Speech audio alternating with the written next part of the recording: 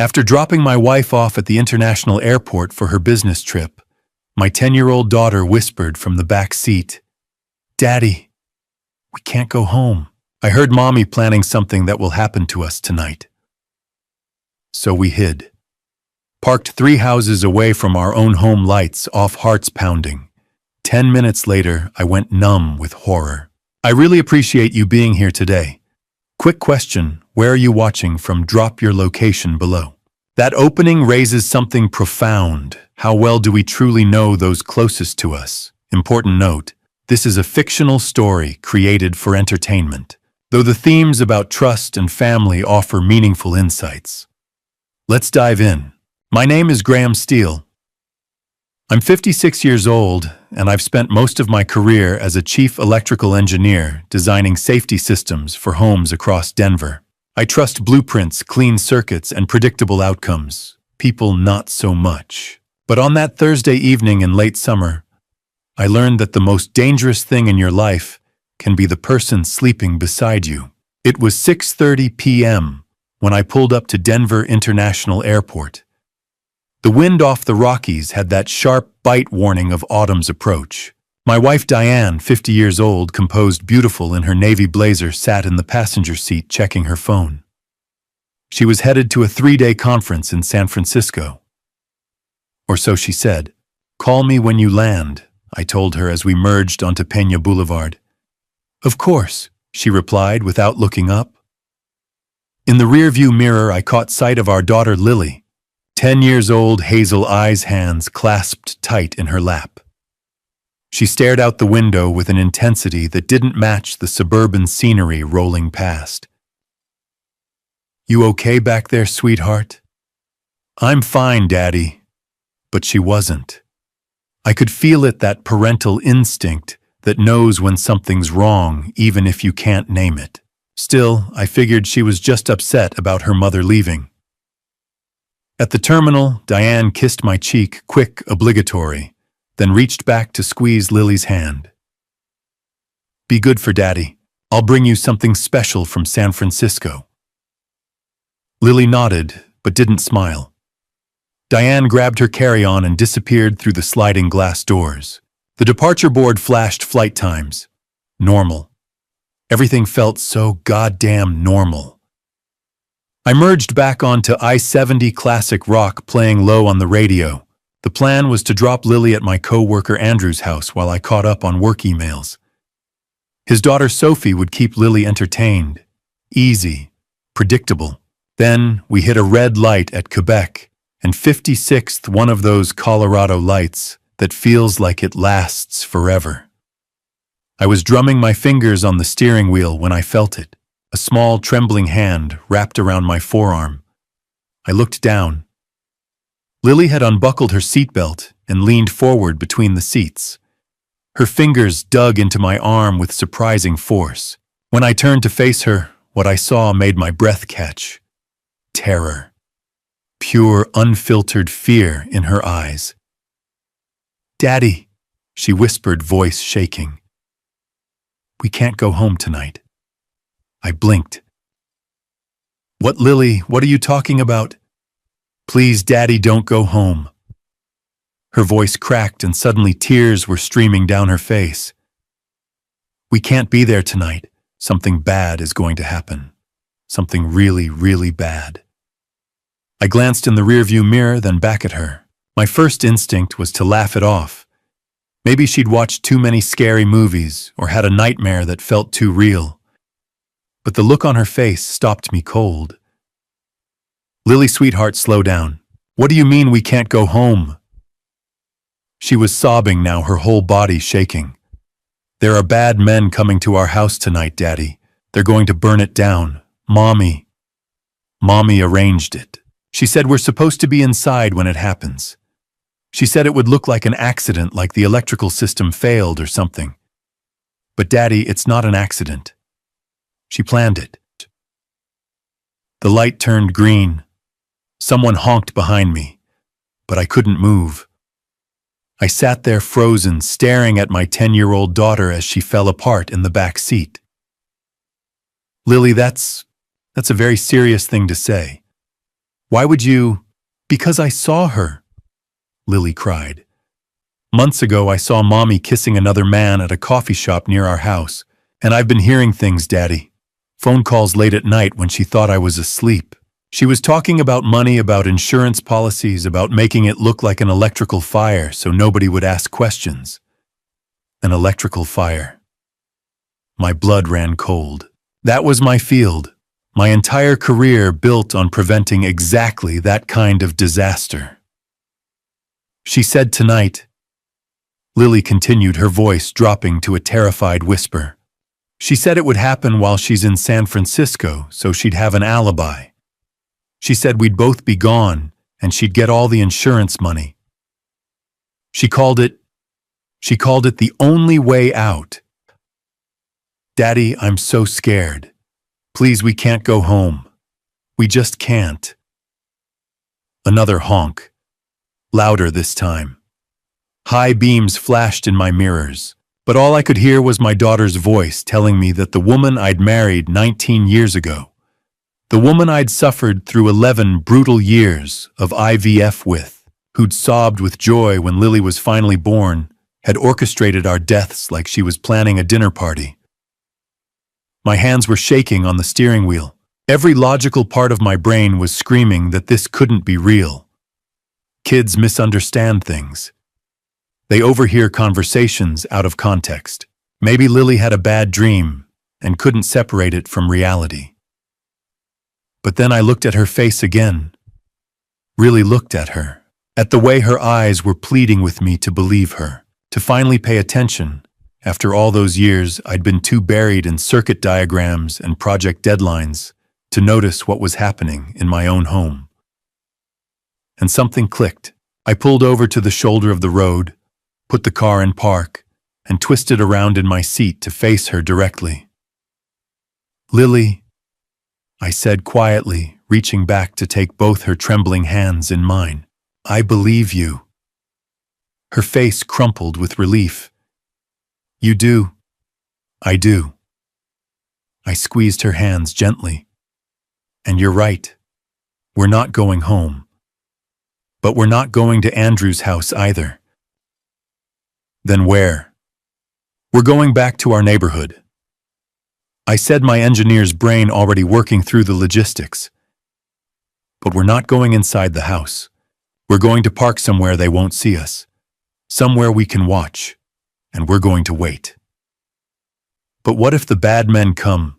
Then we'll see them. And we'll call the police. I kept my voice calm, steady, the same tone I used when explaining complex electrical systems to nervous clients. If you're wrong, we'll laugh about this tomorrow and maybe cut back on the crime shows. But if you're right, I didn't finish the sentence. I didn't need to. I checked my mirrors, pulled back onto the road, and headed toward Cherry Creek. The Denver skyline glittered in the distance, beautiful, indifferent, completely unaware that somewhere in its maze of streets and houses, someone was planning murder. Our neighborhood was quiet when I turned onto the street. People were inside eating dinner, watching TV, living their normal Thursday evening lives. I drove slowly past our house, the two-story colonial with the porch light. I always forgot to turn off the flower beds Diane obsessed over, the mailbox with our family name painted in neat black letters. I didn't stop. I didn't even slow down more than necessary. Instead, I drove 3 houses past ours and pulled behind a cluster of old cottonwood trees that cast deep shadows across the sidewalk. I killed the engine, killed the headlights. The street fell silent, except for the distant hum of traffic on Colorado Boulevard and the whisper of wind through leaves. The dashboard clock glowed 7:03 p.m. when we first settled into our hiding spot. Now, nearly an hour later, that same clock read 7:58, and every minute felt like it stretched into eternity. I'd climbed into the back seat with Lily keeping one arm wrapped around her trembling shoulders while my eyes stayed locked on our house 3 doors down. From this angle, partially obscured by the cottonwoods, I could see our front porch, the living room windows with their warm yellow light, and the driveway where Diane's Honda should have been parked if she'd actually gone to San Francisco. Daddy. Lily's voice was barely a whisper. I need to tell you something else. I tore my gaze away from the house and looked down at her. In the dim glow of the streetlights filtering through the leaves, her face looked older than 10, like she'd aged years in the past hour. What is it, sweetheart? She took a shaky breath. I didn't just hear Mommy on the phone. I saw her. With him. 6 months ago. My chest tightened. Where? There's this coffee shop in Cherry Creek, the fancy one near the shopping center. Her voice cracked. I was supposed to be at softball practice, but coach canceled because of rain. Mommy didn't know. I walked over to surprise her because she'd said she was meeting a friend for coffee. Lily's fingers twisted in the fabric of her jacket. When I got there, I saw her through the window. She was sitting really close to this man, not like friends sit. And then she kissed him. Not on the cheek, Daddy. A real kiss. The words hit me like a physical blow, but I kept my voice steady. What happened next? I ran away before she could see me, but when we got home that night, she knew. I don't know how, but she knew I'd been there. Lily's eyes filled with tears. She came into my room after you went to bed. She sat on my bed and held my hand like she was being nice, but her grip was too tight. She said, "What you saw today is our secret. If you tell Daddy, it will break his heart and destroy our family, and that would be your fault, Lily. Do you want to be responsible for tearing this family apart?" Jesus Christ. She made me promise. Lily continued, her voice breaking. Why, she made me swear on everything I loved that I wouldn't tell you. She said if I did, you'd be so angry and sad that you might leave us both. She said you'd blame me for not telling you sooner. I pulled Lily closer, feeling rage and heartbreak war inside my chest. This woman I'd married, this woman I'd trusted with everything, had manipulated our 10-year-old daughter into keeping her affair secret by weaponizing a child's fear of abandonment. Lily, look at me. I waited until she met my eyes. None of this is your fault. Not one single bit of it. You were scared, and she took advantage of that. That's on her, not you. But I should have told you. You were protecting yourself and trying to hold our family together. That's what kids do when adults put them in impossible situations. I brushed a tear from her cheek. You're telling me now. That's what matters. She nodded, then tensed suddenly. Daddy, look. I followed her gaze. A vehicle was turning onto our street, not a sedan or SUV, but a dark-colored van with no visible license plate. It moved slowly, almost predatory, like it was scoping out the neighborhood. My pulse kicked up. Is that? I don't know. Maybe Lily's fingernails dug into my arm. The van crept past 2 houses, then 3. When it reached ours, it slowed to a crawl before pulling into our driveway. The clock read 10:15 p.m. Get down, I whispered, pushing Lily lower in the seat even as I leaned forward to see better. The van's engine cut off. For a long moment, nothing happened. Then both front doors opened simultaneously, and 2 figures emerged into the shadowy driveway. They were big, not bodybuilder big, but tall and broad-shouldered, in a way that suggested they worked with their hands. Both wore dark clothing, hooded sweatshirts pulled low over their faces, and gloves. Not winter gloves. Work gloves. That's them, Lily breathed. Daddy, that's them. I fumbled for my phone, hands shaking so badly I nearly dropped it. The 2 men weren't heading for the front door. Instead, they split up, one walking around the left side of the house toward the backyard, the other heading right toward the garage. I dialed 911, my thumb hovering over the call button as I watched them work.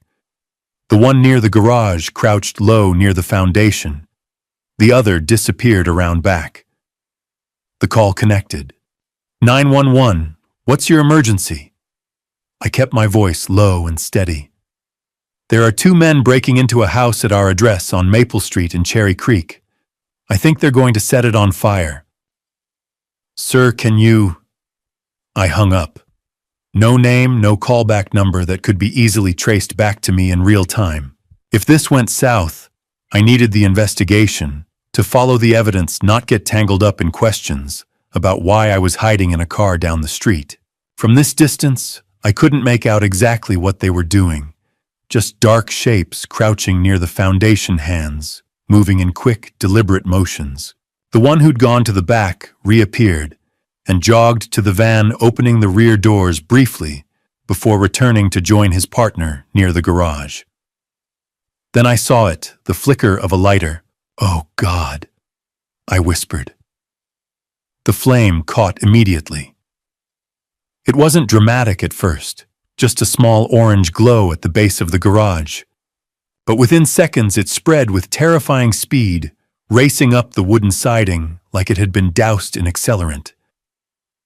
Because it probably had been. The 2 men jogged back to the van, not running, but not wasting time either.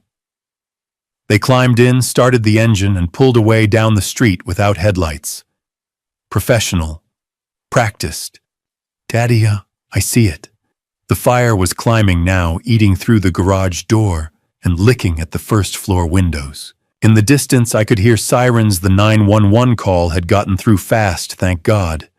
But even as those blessed sounds grew closer, I watched flames engulf the home where Lily had learned to walk, where we'd celebrated birthdays and holidays, where I'd foolishly believed we were safe.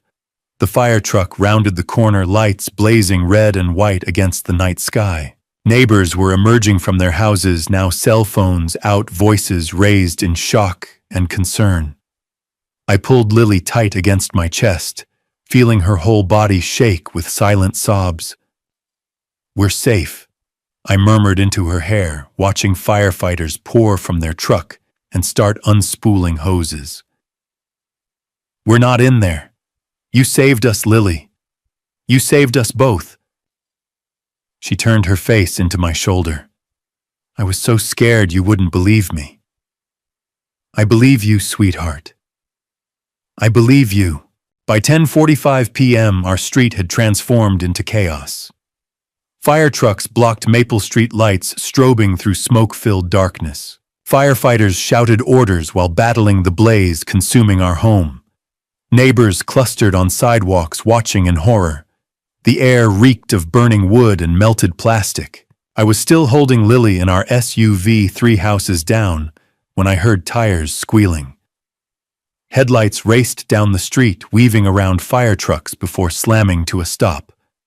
Diane's silver Honda, the car that should have been at Denver International Airport. "Stay close," I told Lily as we climbed out. Diane burst from her car like something was chasing her. Her hair hung loose and disheveled. Her blazer wrinkled. She looked like she'd been driving for hours. "Graham." Her scream cut through the chaos. "Lily." She ran, stumbling over fire hoses, pushing past a firefighter. "My husband, my daughter, they're inside." The crowd turned. I saw it on their faces, immediate sympathy, horror, pity for this desperate woman who thought she'd lost everything. It was Oscar-worthy. "Please." She grabbed the fire chief's arm. "You have to get them out. My baby's in there." "Ma'am, we're doing everything. Graham, Lily." I stepped forward into the light, leading Lily by the hand. "Diane." She spun toward my voice, and for half a heartbeat, her face did something I'd never seen before. Her eyes went wide with something that made my blood run cold. Not relief. Horror. Pure horror that we were alive. Then her expression shifted. Tears flooded her eyes. Her hands flew to her mouth. Oh, thank God, you're alive, you're both alive. She rushed forward, dropped to her knees, and pulled Lily into a crushing embrace. My baby, my sweet baby, I thought I'd lost you. Lily stood rigid, not hugging back. Diane didn't notice. She was too busy crying, performing for the sympathetic crowd. The fire chief approached. Sir, I'm Chief Martinez. We've swept the structure, no casualties. No one was inside when the fire started. That's because we weren't home, I said calmly. Diane pulled back from Lily, face streaked with tears. She looked up at me with something desperate in her eyes. Where were you? Graham, you were supposed to put Lily to bed early. You said you'd be home all evening. I kept my voice steady. Lily wanted ice cream. We went to that place on Colfax, then drove around for a while. She couldn't sleep. Such a simple lie. Mundane. The kind of thing that happens in families every day. But Diane's face went pale under the flashing lights. Ice cream, she repeated slowly. Yeah. I squeezed Lily's hand. Good thing, too. Otherwise, I let the sentence hang. Otherwise, we'd be dead. A Denver police officer approached. Ma'am, can I ask you a few questions? Diane stood wiping her face with practiced ease. Of course, officer. We were told you were supposed to be out of town. Why are you here? My flight was canceled. Last-minute mechanical issue. Her voice broke perfectly on cue. The next available flight wasn't until tomorrow morning, and I just wanted to come home. I was tired, I missed my family, so I drove back from the airport. What time did you leave DIA? Around 9, I think, maybe 9:30. She glanced at me. I was almost home when I saw the smoke and emergency vehicles. I just knew something was wrong. Another perfect answer. Plausible. Checkable. I stood watching her weave her web of lies, understanding with crystal clarity that this woman had planned our murders with the same attention to detail she used for dinner parties. Now that her plan had failed, she was improvising, adapting, performing. Sir Chief Martinez turned to me. You'll need somewhere to stay tonight. Red Cross is setting up emergency housing at a hotel nearby. We'll take the hotel, I said before Diane could offer an alternative. I'll ride with you, Diane said quickly, stepping close. Her hand found my arm. We should stay together, as a family. The word tasted like poison. Of course, I said neutrally. Let's go. The Red Cross coordinator gave us an address, Hampton Inn, 10 minutes away. 2 rooms, side by side. I buckled Lily into the back seat while Diane climbed into the passenger seat. As I pulled away from the smoking ruins, Diane turned to me. Graham. Her voice was soft, probing. Why didn't you take Lily to Andrew's house like you'd planned? You said you were going to work on project files while she played with Sophie. I changed my mind. I said simply, eyes on the road. But why? Does it matter? I glanced at her. We're safe. That's what counts. She stared at me, trying to read me, trying to figure out if I suspected anything. Then she turned to the window, her reflection ghostly in the glass. I just want to understand, she murmured. I can't believe this happened. Our home. Everything. In the back seat, Lily's small hand found mine between the seats. Her grip was so tight it hurt fingernails digging into my palm, like she was holding on for dear life. And maybe she was, because both of us knew the most dangerous part wasn't over. It was just beginning. The digital clock read 2:00 a.m. when I gave up trying to sleep. The Hampton Inn room smelled like industrial cleaner. Diane lay in the bed nearest the door, breathing slow and even. Lily was curled tight in the other bed. Both appeared asleep, but I couldn't be sure anymore.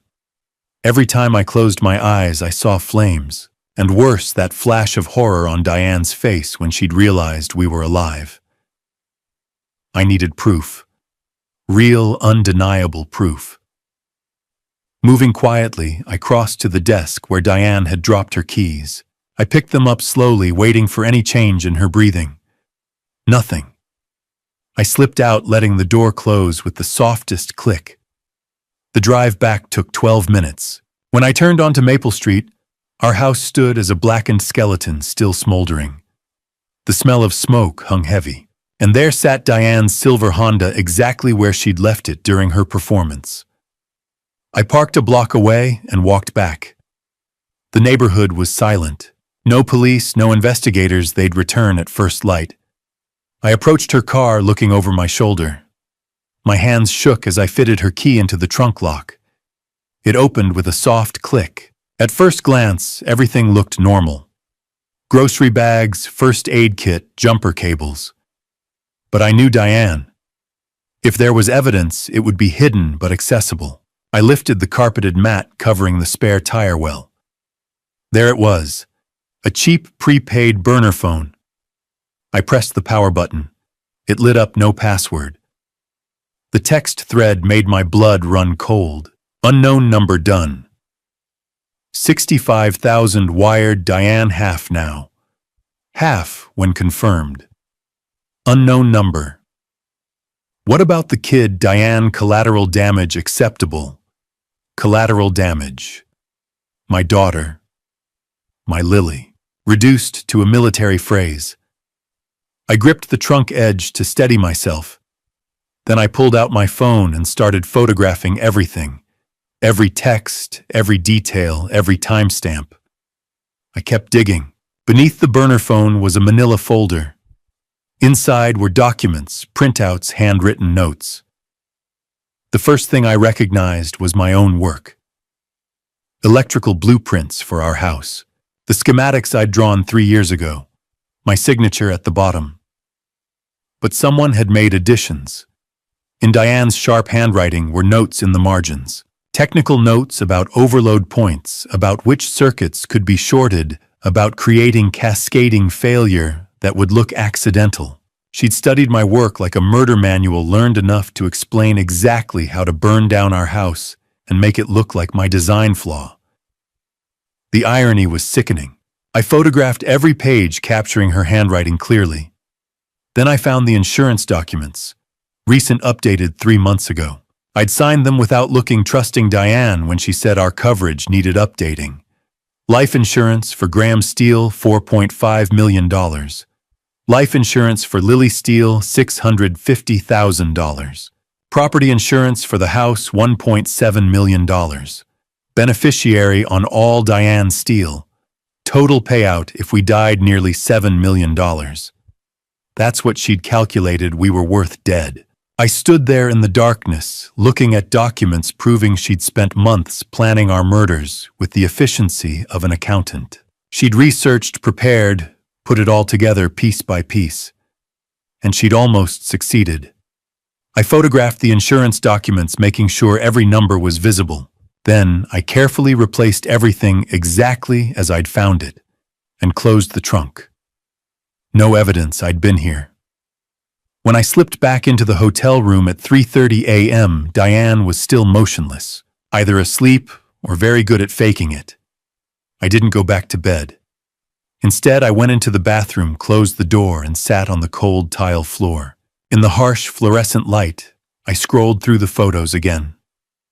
The texts, the blueprints with her handwriting, the insurance policies, evidence of premeditated murder. I thought about the woman sleeping 20 feet away, the woman I'd loved for 19 years, the woman I'd endured 11 years of IVF hell with, and I tried to reconcile that person with the killer who'd written collateral damage acceptable about our daughter. I couldn't. Maybe I'd been married to a stranger all along. My phone buzzed. Barbara Grant, my father's lawyer friend. Her message was brief. Can't sleep either. If you need to talk, call me anytime. I started typing, "I need help. Can we meet first thing tomorrow? It's urgent." Her response came immediately. "My office, 7 a.m. I'll be there." I put the phone down and looked at my hands. They'd finally stopped shaking. Tomorrow I'd show Barbara the evidence. Tomorrow we'd figure out the next move. But tonight I sat in hotel bathroom darkness and accepted the truth I'd been avoiding. My wife had tried to murder me and our daughter for money, and now I had proof. By 9 o'clock Friday morning, I'd made a decision. After a sleepless night, sitting on a hotel bathroom floor, staring at evidence of my wife's plan to murder me and our daughter, one thing had become crystal clear: I couldn't do this alone. I needed help. Professional help.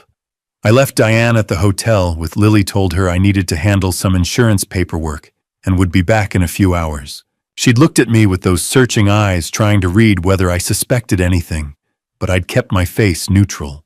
Years of presenting to corporate clients had taught me how to hide what I was thinking. Now I sat in the downtown office of Barbara Grant, the woman who'd been my father's closest friend and legal advisor for over 30 years. She was 65, with steel gray hair cut in a no-nonsense bob, and the kind of sharp, intelligent eyes that missed nothing. When my father died 4 years ago, she'd pressed her business card into my hand at the funeral and said, "If you ever need help, anything at all, you call me." I was calling in that promise. Her office was on the 15th floor of a building overlooking downtown Denver, all dark wood and leather furniture that spoke of old money and serious law practice. She'd cleared her morning schedule when I'd texted her at 3:30 a.m. "Tell me everything," she said, settling into the chair across from me. "Start from the beginning." So I did. I told her about Thursday evening, about Lily's warning in the car, about the words that had stopped my heart. "We can't go home tonight." I told her about hiding 3 houses down, watching 2 men in work gloves set our home on fire. About Diane's car showing up when she was supposed to be in San Francisco. About that flash of horror on her face when she saw we were alive. Then I showed her the photos. Barbara's expression didn't change as she scrolled through the images on my phone. The burner phone texts. Collateral damage acceptable. The electrical blueprints with Diane's handwriting explaining how to cause an overload. The insurance documents totaling nearly $7 million. But I saw her jaw tighten. Saw the way her fingers gripped the phone just a little harder. "This is attempted murder," she said finally, her voice hard as granite. "Premeditated, calculated attempted murder of you and your child. Plus conspiracy, insurance fraud, arson for hire. Graham, your wife is looking at decades in prison if we can prove this." "If we can prove it," I repeated. "The evidence is strong. Very strong, but—" She set my phone down on the desk between us. "We need more. We need something that leaves no room for reasonable doubt. We need her confession." "How do we get that?" Barbara picked up her office phone. "I know someone who can help. A good man. Someone I trust." 20 minutes later, Detective Carlos Mendoza walked into Barbara's office. He was 49, built like someone who'd played football in high school and still hit the gym regularly. Dark hair graying at the temples, sharp brown eyes that took in everything about me in the first 5 seconds. He wore a suit that had seen better days and carried the air of someone who'd seen too much of humanity's dark side, but hadn't let it make him cynical. "Graham Steele." He extended his hand. "Barbara filled me in on the basics. I need to see what you've got." I handed him my phone. He pulled out a pair of reading glasses and went through every photo methodically, occasionally zooming in on details, his face expressionless. When he finally looked up, he was frowning. "This is good evidence," he said carefully. "Real good. The texts from the burner phone, the blueprints with her handwriting, the insurance policies. This paints a clear picture of intent and planning. We can open an investigation, get warrants, start building a case." But I could hear the "but" coming. But a good defense attorney, and with this much money at stake, she'll have the best could poke holes. The phone was planted. The handwriting analysis isn't conclusive. Those notes were for a completely different project. They'll create doubt. He set my phone down. See, what we need is something that can't be explained away. We need her to tell us in her own words what she did and why. You want a confession, I said. I want a recorded confession. Mendoza leaned forward.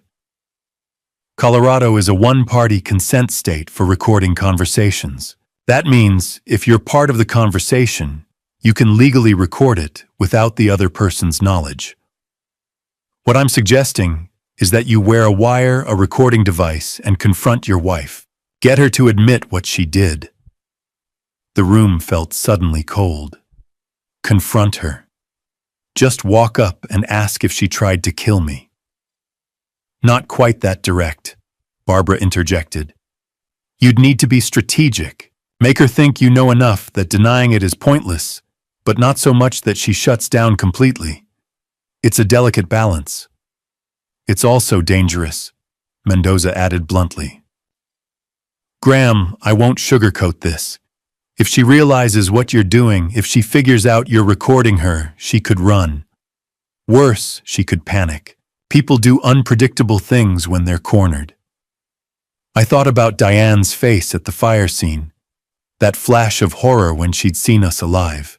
She'd already proven she was capable of planning our deaths. What would she do if she realized her plan had failed, and we knew about it? I'll have backup close by. Mendoza continued. The moment she confesses, the instant those words come out of her mouth, my team moves in. We arrest her on the spot. You won't be alone with her for more than a few minutes. When would we do this? Tomorrow, Saturday morning. Gives me time to get the equipment ready and brief my team. He looked at me steadily. But Graham, I need you to understand what you're signing up for. You'll be sitting across from your wife, the woman you've been married to for 19 years, and you'll be trying to get her to admit she wanted you and your daughter dead. That takes a special kind of strength. She knows your weaknesses, Barbara added quietly. She knows how to manipulate you, how to make you doubt yourself. You'll need to be absolutely certain you can hold it together.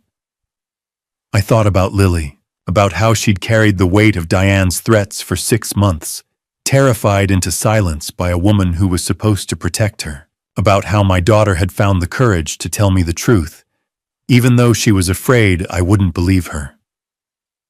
If Lily could be that brave, so could I. I met Mendoza's eyes. I can do this. He studied my face for a long moment, then nodded slowly. Okay. We'll set it up for tomorrow morning. 10 a.m. I'll have you invite her to meet you somewhere public. But private, maybe that coffee shop in Lodo where it's busy enough that she won't suspect anything, but quiet enough for the wire to pick up clear audio. What do I tell her why we're meeting? Tell her you need to talk about next steps. Insurance claims, rebuilding the investigation. Make it sound normal, necessary. Mendoza stood. I'll work out the details and call you tonight with the plan. After he left Barbara and I sat in silence for a moment. Graham, she said finally, are you sure about this? I looked at her, this woman who'd been like an aunt to me, who'd held my hand at my father's funeral, who was now helping me put my own wife in prison. I'm sure, I said. For Lily, Barbara nodded. For Lily. Friday afternoon, I stood in a small windowless room at Barbara's law office while Detective Mendoza fitted a wire to my chest. The device was smaller than I'd expected, barely the size of a quarter, but it felt like it weighed 1,000 pounds as he taped it carefully beneath my undershirt, just below my collarbone. The microphone is sensitive. He explained, his fingers working with practiced efficiency. It'll pick up everything within 15 feet. Don't touch it. Don't fidget with your shirt. Act natural. Natural. Right. Because there was something natural about wearing a recording device to entrap your own wife.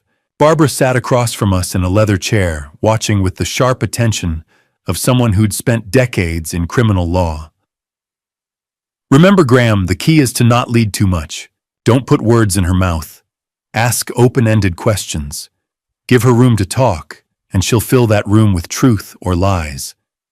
Either way, we'll have it on tape. What if she denies everything? I asked, my voice sounding thin even to my own ears. Then we push gently, Barbara said. You mentioned specific details, things only someone involved would know. The burner phone, the blueprints, the insurance amounts. Watch her reaction. She'll either break and confess, or she'll give us enough tells that we can use the physical evidence to build the case anyway. Mendoza stepped back, examining his work. You're all set. The battery will last 6 hours, but this shouldn't take more than 30 minutes. Once she confesses, and Graham, if she confesses, you give us the signal. What signal? Say the phrase, I can't believe this is happening. That's our cue to move in. He pulled out his phone and showed me a map. We'll be in position at the coffee shop by 9:30. I'll have 2 plainclothes officers inside posing as customers. 1 more outside in an unmarked car. The moment you give the signal, we move.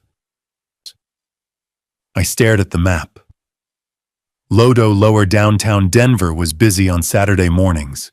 The coffee shop Mendoza had chosen was a local place on Larimer Street. Busy enough that Diane wouldn't be suspicious about meeting there, but not so crowded we couldn't get a clean recording. What about Lily? I asked. Andrew Walsh, right? Barbara had her reading glasses on, checking notes. Your co-worker. You said you trust him. With my life. With Lily's life. Then she stays with him tomorrow morning. Tell Diane you arranged a playdate with his daughter. Keep it normal routine. Nothing that raises red flags.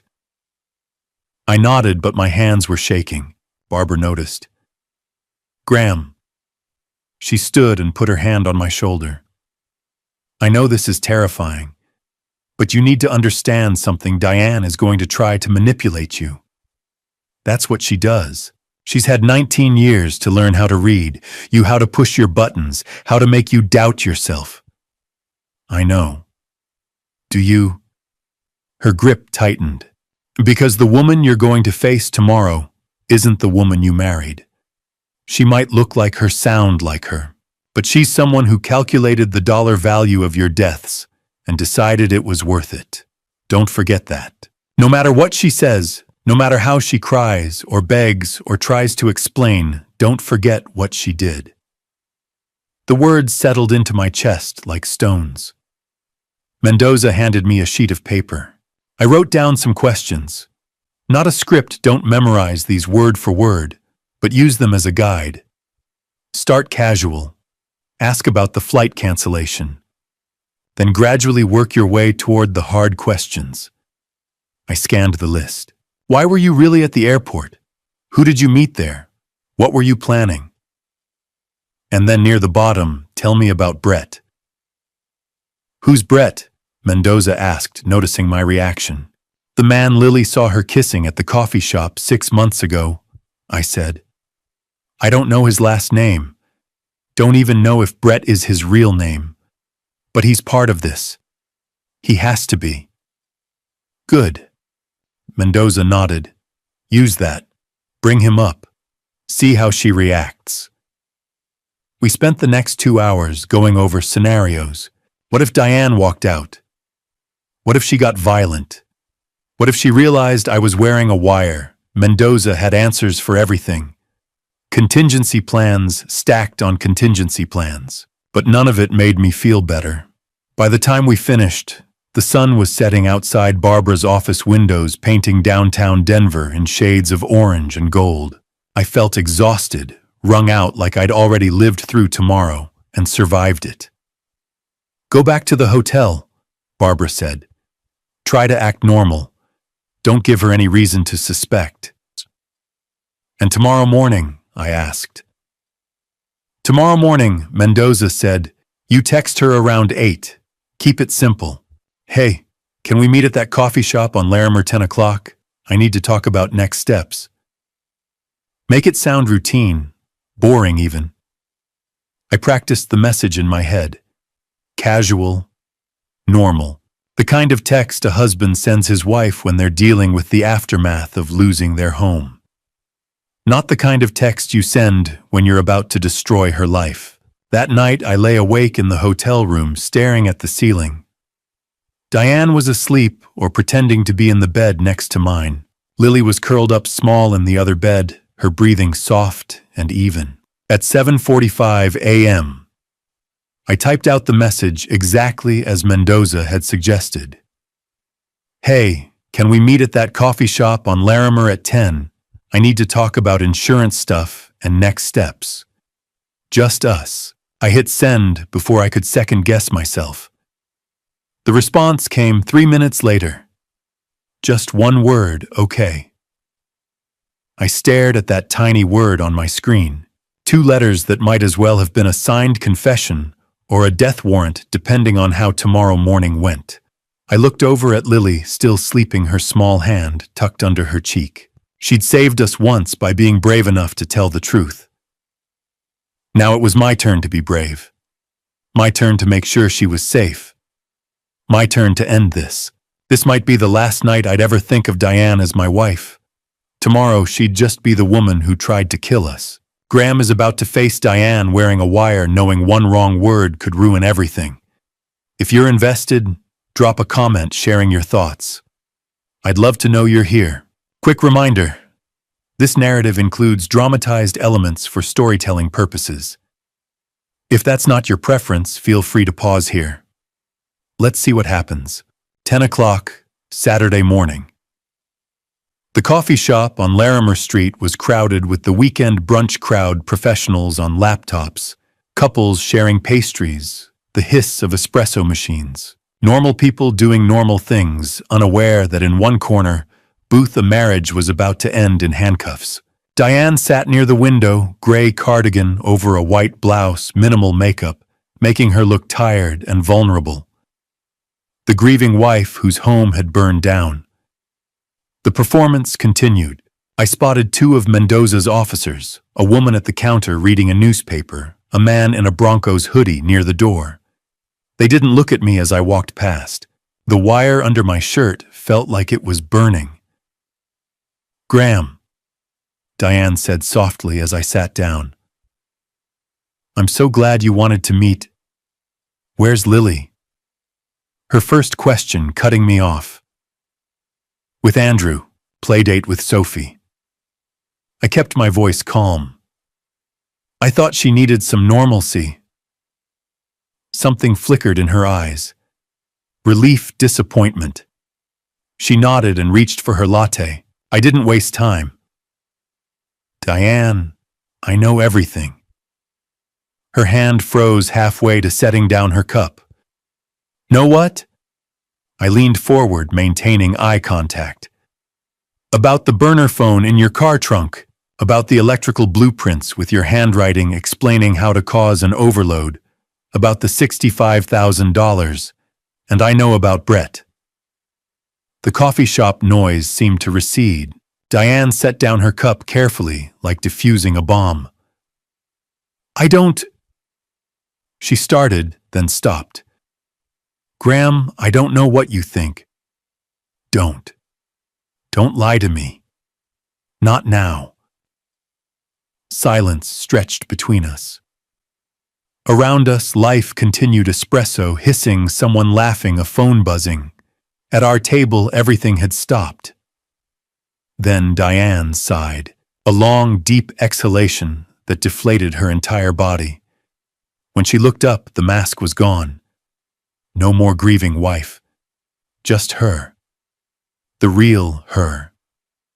You don't understand, she said quietly. Her voice was different now, flatter, harder. You couldn't possibly understand. Then explain it to me. Diane wrapped both hands around her coffee cup. 12 years of failed IVF treatments. Do you have any idea what that does to a body? The hormones, the procedures, the constant disappointment month after month. I said nothing. The wire was recording. And where were you at work? Always at work. Those electrical systems, those blueprints, they were more important than I was. So you had an affair, I said quietly. I met someone who actually saw me. Brett understood me in ways you never did. He listened. He cared about what I needed. And what did you need $7 million? She flinched. It wasn't like that. Not at first. Then how was it? She was quiet for a long moment. Brett told me I deserved better, that I'd sacrificed so much, and what did I have to show for it? A husband who ignored me and... She trailed off. And what? I didn't mean I love Lily. You know I love her. Do I? I pulled out my phone, found the text message photo, and slid it across the table. Because when Brett's people asked about the kid, you said collateral damage acceptable. Diane stared at the screen face, going ashen. That's our daughter. You called our daughter collateral damage. I didn't mean Graham, you have to understand I was desperate. Brett said it was the only way. The insurance money would set us free. Set you free, I corrected. With me and Lily dead. The words hung between us. Final. Undeniable. Diane's eyes filled with tears. Real ones, maybe. I never wanted it to actually happen. I thought something would go wrong with the plan. That maybe you'd be somewhere else. I was going crazy, trapped in this life, with this body that couldn't give us more children, with this husband who loved his work more than his wife. So your solution was to burn us alive, to hire 2 men to set fire to our home while Lily and I slept inside. She was crying harder now, mascara streaking black down her cheeks. People at nearby tables glanced over. The woman at the counter shifted, ready to move. Diane. I needed to hear her say it clearly. Needed the wire to catch every syllable. Did you plan to have me and Lily killed for the insurance money, yes or no? She looked at me with desperation in her eyes. Maybe hoping I'd take it back, that we could work this out somehow. But she must have seen in my face that it was too late. Her voice broke, but the words came through crystal clear. Yes, I did it. I'm sorry, Graham. I was so desperate. I didn't know what else to do. The coffee shop noise rushed back like a wave. Behind me, I heard movement chair scraping footsteps approaching. But I couldn't look away from Diane's face, the woman I'd married 19 years ago. The woman who'd held Lily and cried tears of joy. That woman had just confessed to trying to murder us both. I can't believe this is happening, I said quietly. And just like that, it was over. The words hung in the air between us like smoke from a gun. Yes, I did it. I'm sorry, Graham. I was so desperate. Even though I'd known, even though I'd spent the last 24 hours gathering evidence, planning this moment, hearing her say it felt like being hit by a truck. My chest tightened. The coffee shop sounds became muffled, distant. I forced myself to take a breath, to ask the question burning in my mind. Why? My voice came out hoarse. Lily is your daughter. Our daughter. How could you? I couldn't finish the sentence. Diane's face crumpled. More tears streamed down her cheeks. I didn't want to. You have to believe me, Graham. I never wanted it to go that far. Then tell me. I leaned forward, conscious of the wire recording. Tell me how you went from being my wife to hiring someone to burn our daughter alive. She flinched, but nodded. Her hands shook as she wrapped them around her coffee cup. 6 months ago, That coffee shop in Cherry Creek. I wasn't meeting a friend. I was meeting Brett Lawson. We'd been talking online for weeks before that. A Facebook group for people struggling with infertility. He sent me a private message, said he understood. A bitter laugh. I believed him, every word. When did he suggest the plan? Diane closed her eyes. About 3 months ago. We were at his apartment. He'd been thinking about my situation, about how trapped I was, about the life insurance policies. She opened her eyes. He made it sound simple, logical, like the only solution. Solution to what? To everything. The debt. The failed marriage. The life I never wanted. Her voice barely audible. He said if something happened to you, the insurance money would set me free. We could go to Mexico, start over. And Lily. I forced the words out. Where did our daughter fit into this? Diane's face twisted with anguish. I told Brett she couldn't be part of it, that I wouldn't hurt her. But he convinced you. She nodded miserably. He said if Lily survived, she'd be a witness, that she'd become suspicious as she got older, eventually figure it out and turn me in. Diane's voice broke. He called it collateral damage, said if I wanted to be free, I had to let go of everything from my old life, including your own child. He made it sound like there was no other way, like if I backed out, he'd tell you everything anyway. I was trapped. No, I said coldly. You had 1,000 other ways out. Divorce, leaving, but you chose to murder us. You chose to let our daughter burn so you could run away with $7 million. I know. She sobbed. I know it was wrong, but I'm telling you the truth now. Doesn't that count for something? I looked at her, trying to find any trace of the woman who'd held Lily and promised to protect her. That woman was gone. I stood up slowly. I can't believe this is happening. The signal phrase. Around us movement. The woman at the counter was on her feet, hand at her hip. The man in the Broncos hoodie headed toward our table. The back door opened, and Detective Mendoza walked in with 2 uniformed officers. Diane's face went from confusion to shock to betrayal. Graham. She tried to stand, but couldn't. What is this? Mendoza reached our table badge out. Diane Steele, I'm Detective Carlos Mendoza with Denver Police. You're under arrest for conspiracy to commit murder, attempted murder, arson, and insurance fraud. No. Her voice was small, childlike. Graham, what did you do? Mrs. Steele, hands behind your back, Mendoza said firmly.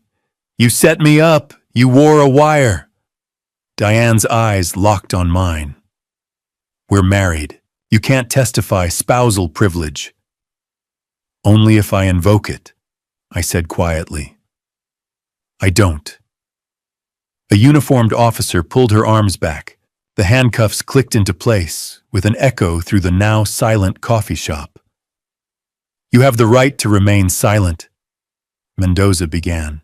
Anything you say can and will be used against you in a court of law. You have the right to an attorney. Diane wasn't listening. She stared at me with betrayal mixed with hatred. I loved you, she said, as officers led her away. I know you don't believe that, but I did. Once. You tried to murder our daughter, I replied. That's not love. She opened her mouth to respond, but an officer guided her toward the door. I watched her go, this woman I'd spent nearly 2 decades with, now in handcuffs, about to spend her life in prison. The door closed behind her. The silence was deafening. Mendoza turned to me. You okay? I realized my hands were shaking. I reached up and removed the wire from under my shirt tape, pulling at skin. I held out the device. This is the evidence, I said steadily. Her full confession. Everything about Brett Lawson planning the fire, deciding Lily was collateral damage. Mendoza took it carefully. We got everything, Graham. Clear audio. Her admission details about her co-conspirator motive. This is airtight. Brett Lawson, I said. You need to find him. Already on it. We've been looking into the burner phone records.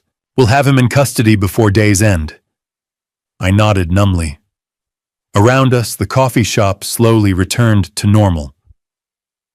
Mr. Steele. An officer approached. We'll need you at the station for a formal statement. And we'll need your phone, the photos of evidence. Of course. I handed it over. Whatever you need. Mendoza put a hand on my shoulder. You did good today. I know that wasn't easy. I looked toward the door. Make sure she never gets near Lily again. That's all I care about. Make sure my daughter is safe. I give you my word, Mendoza said. With what we have, she's looking at decades. Maybe life. Life.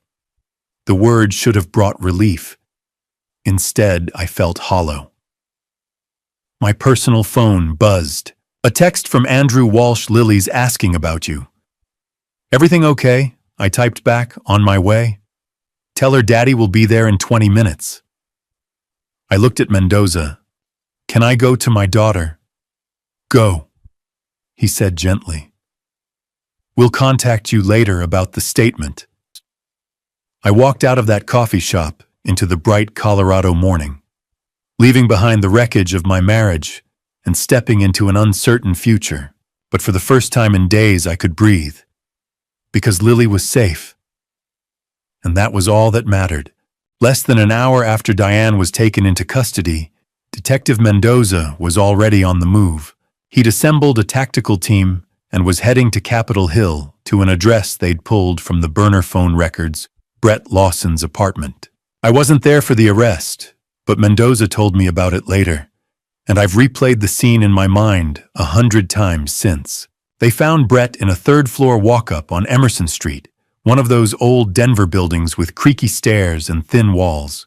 When the tactical team knocked 3 sharp, authoritative bangs that left no doubt this was law enforcement, Brett made the mistake of hesitating. That half-second pause told them everything they needed to know. Police opened the door. They heard movement inside.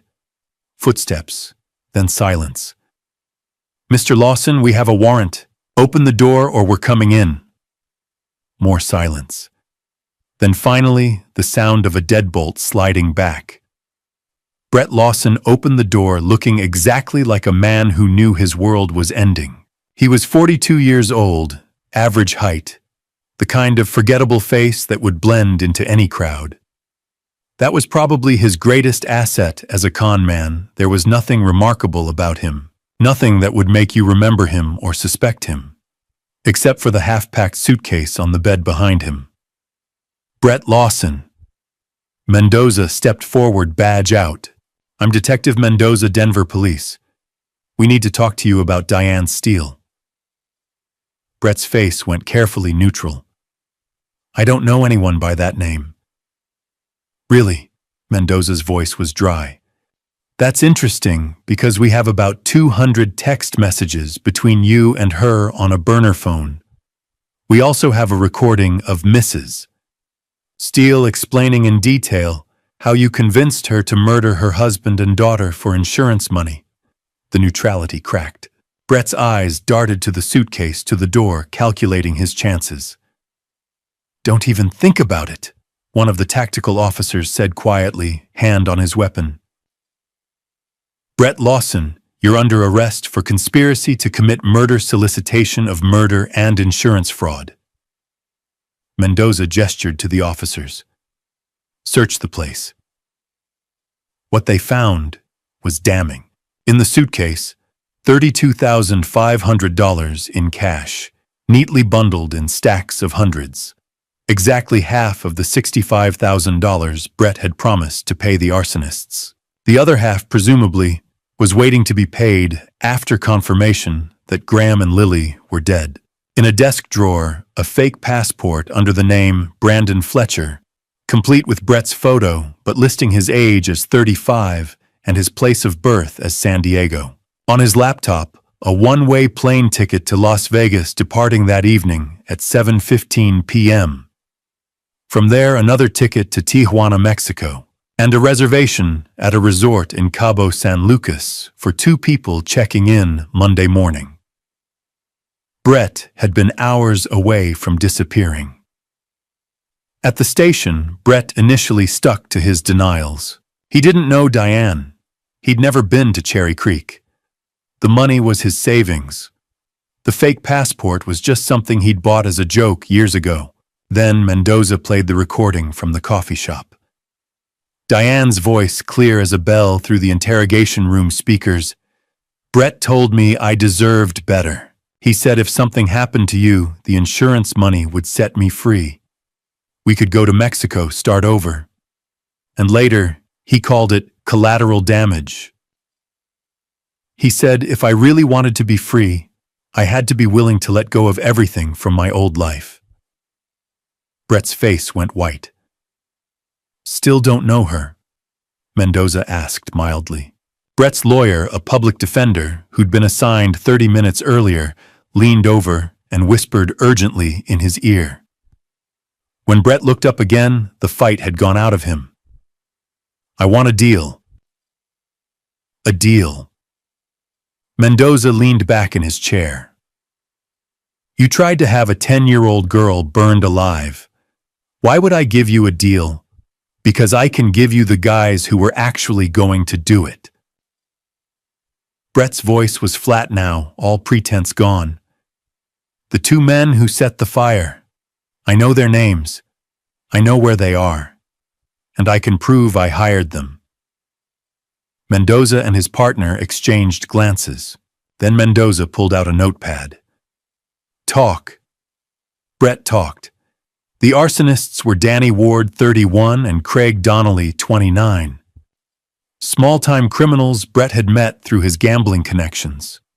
Ward had a record for assault and property damage. Donnelly had done time for arson for hire back in 2018. They were exactly the kind of desperate, amoral men you'd hire to burn down a house with people inside. Brett had approached them 2 weeks before the fire offered them $65,000 to handle a problem. Half up front, half after. They'd asked if anyone would be home. Brett had told them yes, but that it needed to look like an accident, an electrical fire, something the insurance company wouldn't question. "And the little girl?" Mendoza asked. "You told them there'd be a child in the house." Brett looked down at the table. "I told them collateral damage was acceptable." The words, the same words Diane had used because Brett had taught them to her, hung in the air like poison. "Why?" Mendoza's voice was hard now. "Why target the Steele family specifically?" Brett laughed a bitter sound. "I owed money, a lot of money. Gambling debts to people you don't want to owe money to. I needed a score, and I needed it fast. So you found a vulnerable woman and manipulated her into murdering her own family." "I found a woman who was already unhappy," Brett corrected, "who already felt trapped, who already resented her husband. I just showed her a way out by weaponizing her infertility struggles." "It wasn't a question." Brett shrugged. "She made it easy. All I had to do was listen and sympathize. Tell her she deserved better. Make her believe I was the answer to all her problems. Women like Diane, they're desperate for someone to see them, to validate them. Once you have that emotional hook, the rest is simple." Mendoza stood abruptly, disgusted. "Get him out of my sight. Process him and put him in holding." My phone rang at 3:47 p.m. that Saturday afternoon. I was sitting on a bench outside Andrew's house watching Lily play with Sophie in the backyard. They were blowing bubbles, their laughter carrying on the breeze. Normal. Innocent. alive. Graham, it's Mendoza. Did you get him? We got him. Brett Lawson is in custody. He's already given us everything, names, evidence, the whole conspiracy. We've issued warrants for Danny Ward and Craig Donnelly. With what Brett gave us, we'll have them by tonight. I felt something loosen in my chest. Something that had been wound tight since Thursday night. So it's over. The arrest's not quite. We still need to pick up Ward and Donnelly. But the investigation... Yeah, Graham, it's over. We have everyone. Diane's confessed, Brett's cooperating, and we have enough evidence to put them all away for decades.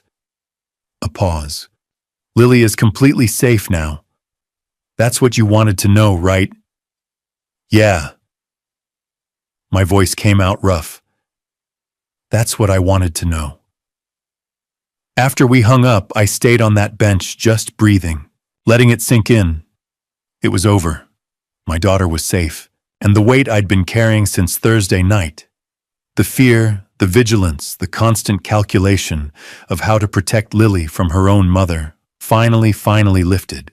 4 weeks later, I sat in the Denver District Court, trying to comprehend how my life had brought me here. The courtroom smelled of old wood and polish with high ceilings that made every sound echo, formal, imposing. Diane sat at the defendant's table, flanked by court-appointed attorneys. She wore an Orange County jail jumpsuit that washed out her complexion and made her look 10 years older than the woman I'd confronted a month ago. Her hair was pulled back in a simple ponytail. No makeup, no jewelry, nothing left of the polished facade. She looked small, diminished. But I couldn't let myself feel sympathy.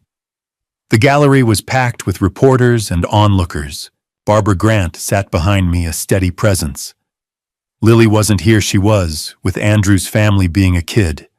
That was what mattered. Judge Patricia Williams entered, and we all rose. The bailiff announced, "The State of Colorado versus Diane Marie Steele. Charges of conspiracy to commit murder in the first degree, attempted murder in the first degree, arson in the first degree, and insurance fraud." Each charge landed like a hammer blow. The prosecutor stood Jessica Ramirez, sharp-eyed and methodical.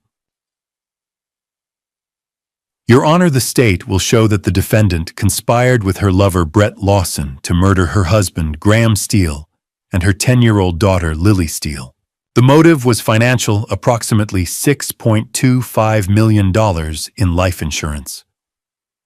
The courtroom monitor flickered to life. Evidence photos appeared, the burner phone, text messages, blueprints with Diane's handwriting.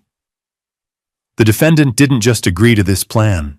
She actively participated. She provided detailed instructions on how to sabotage the electrical system.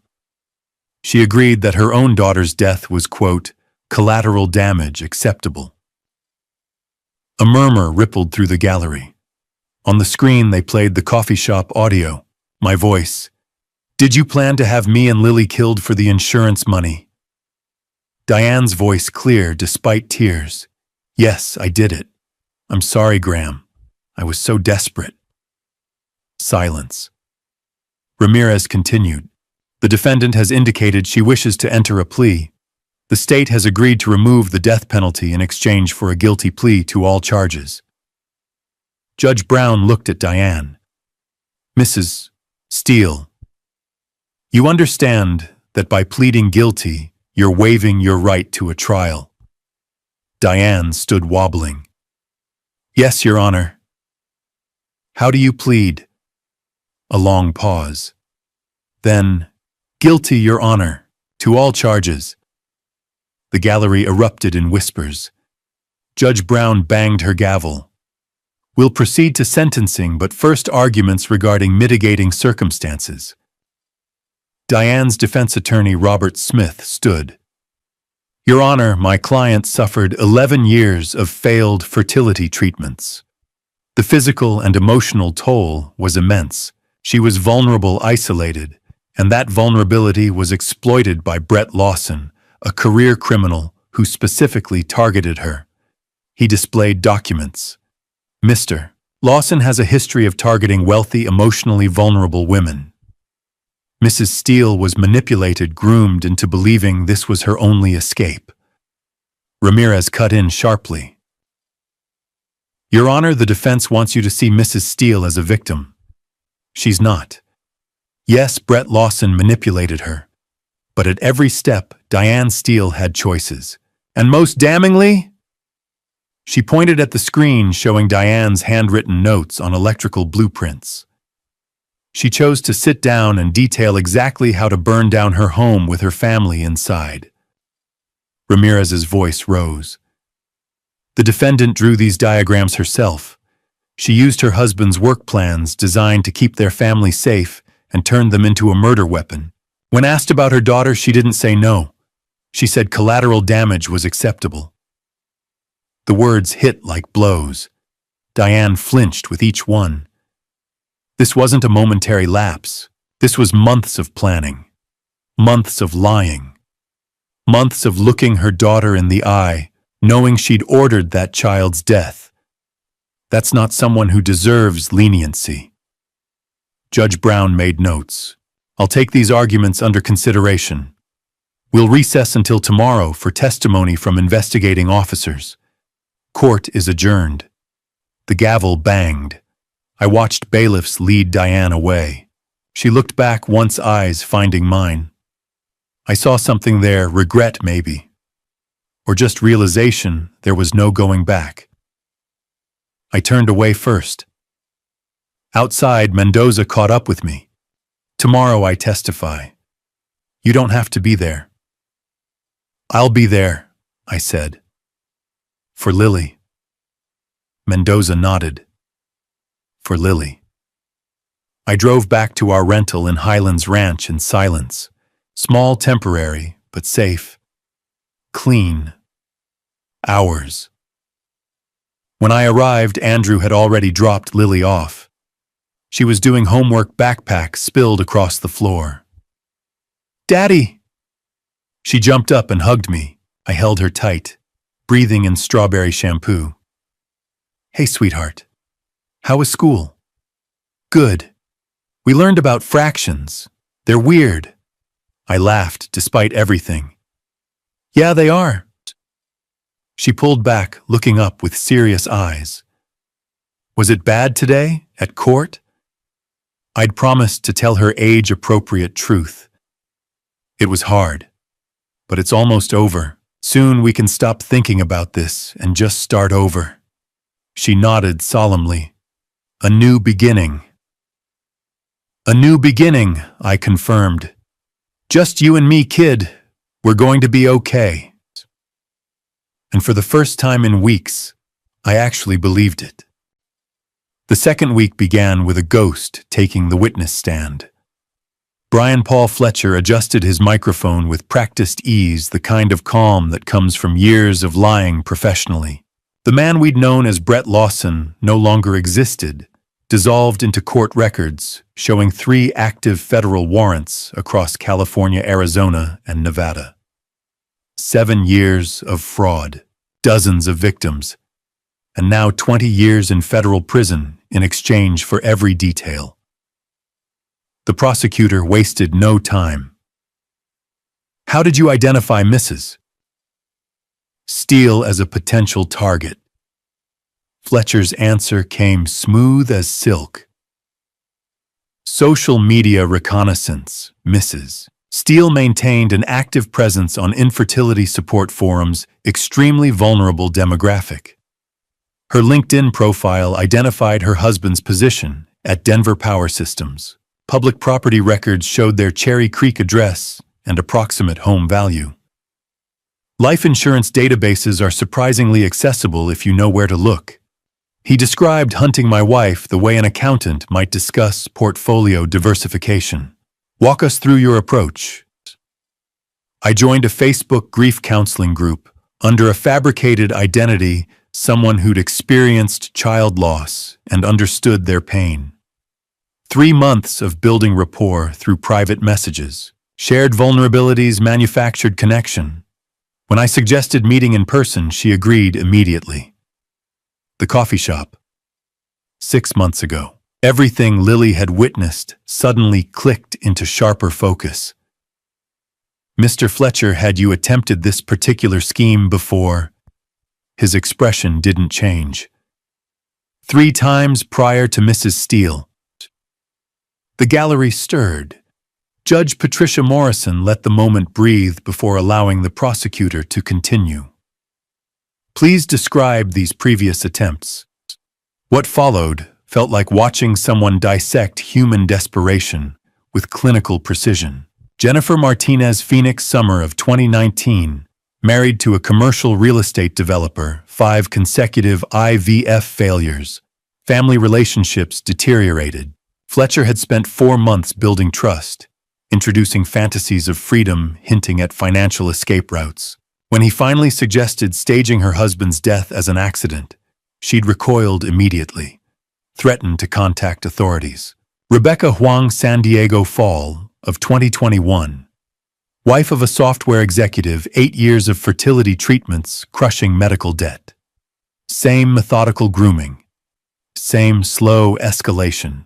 But when Fletcher outlined the full plan, including her 12-year-old stepson's elimination as a potential witness, she'd recorded their conversation and delivered it to the police.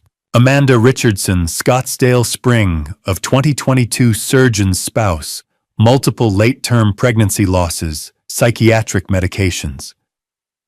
She'd wavered longer than the others, almost committed, until the moment Fletcher casually mentioned her 7-year-old daughter couldn't survive either. She'd walked away, shaking, when 3 intelligent women, the prosecutor emphasized, who refused the moment they understood children would be murdered. Affirmative. Yet Diane Steele proceeded. Without hesitation. Those 2 words detonated like grenades in the silent courtroom. I felt dozens of eyes pivot toward the defense table where Diane sat rigid, staring at nothing. Mr. Fletcher, Detective Mendoza recovered a second mobile device from your residence during your arrest. Can you identify it? The prosecutor held up an evidence bag containing a cheap flip phone. My operational phone, for coordinating with contractors. Contractors. The prosecutor's tone dripped contempt. You mean the arsonists? Correct. Detective Mendoza will now read selected messages from September 14th. Mendoza stood, cleared his throat. Target 4 confirmed viable. Total payout approximately $8 million. Primary transfer scheduled September 30th. Secondary accounts established offshore. Relocation to Las Vegas pending final confirmation. The courtroom detonated into chaos. But cutting through every other sound came Diane's voice, shattered, ragged, drowning in betrayal. You lied! She was standing, trembling, face contorted. You said you loved. Judge Morrison's gavel cracked 3 times. Ms. Steele, control yourself. Diane couldn't hear her, couldn't hear anything except the collapse of every fantasy she'd constructed. I trusted you, I believed everything you... Her voice fractured completely. She crumpled back into her chair, hands covering her face, body convulsing with sobs. Her attorney gripped her shoulder, whispering urgent instructions, but Diane had disappeared into the wreckage of her choices. She'd finally understood the truth. She'd sacrificed her family for an illusion spun by a professional predator. I should have felt satisfaction watching her world disintegrate. Should have felt vindicated seeing her recognize exactly how completely she'd been manipulated and used. Instead, I felt something emptier, sadder. Not forgiveness that remained impossible probably forever, but profound pity for someone who'd been so desperate to escape her pain that she'd convinced herself murder was acceptable, who'd chosen a stranger's promises over her daughter's life. Judge Morrison called recess. Guards approached to escort Diane back to holding. She never looked up, never tried to meet anyone's eyes, just let them lead her away, shoulders curved inward, broken by the weight of understanding that she'd destroyed everything real for something that never existed at all. The hardest moment we'd face wasn't behind us.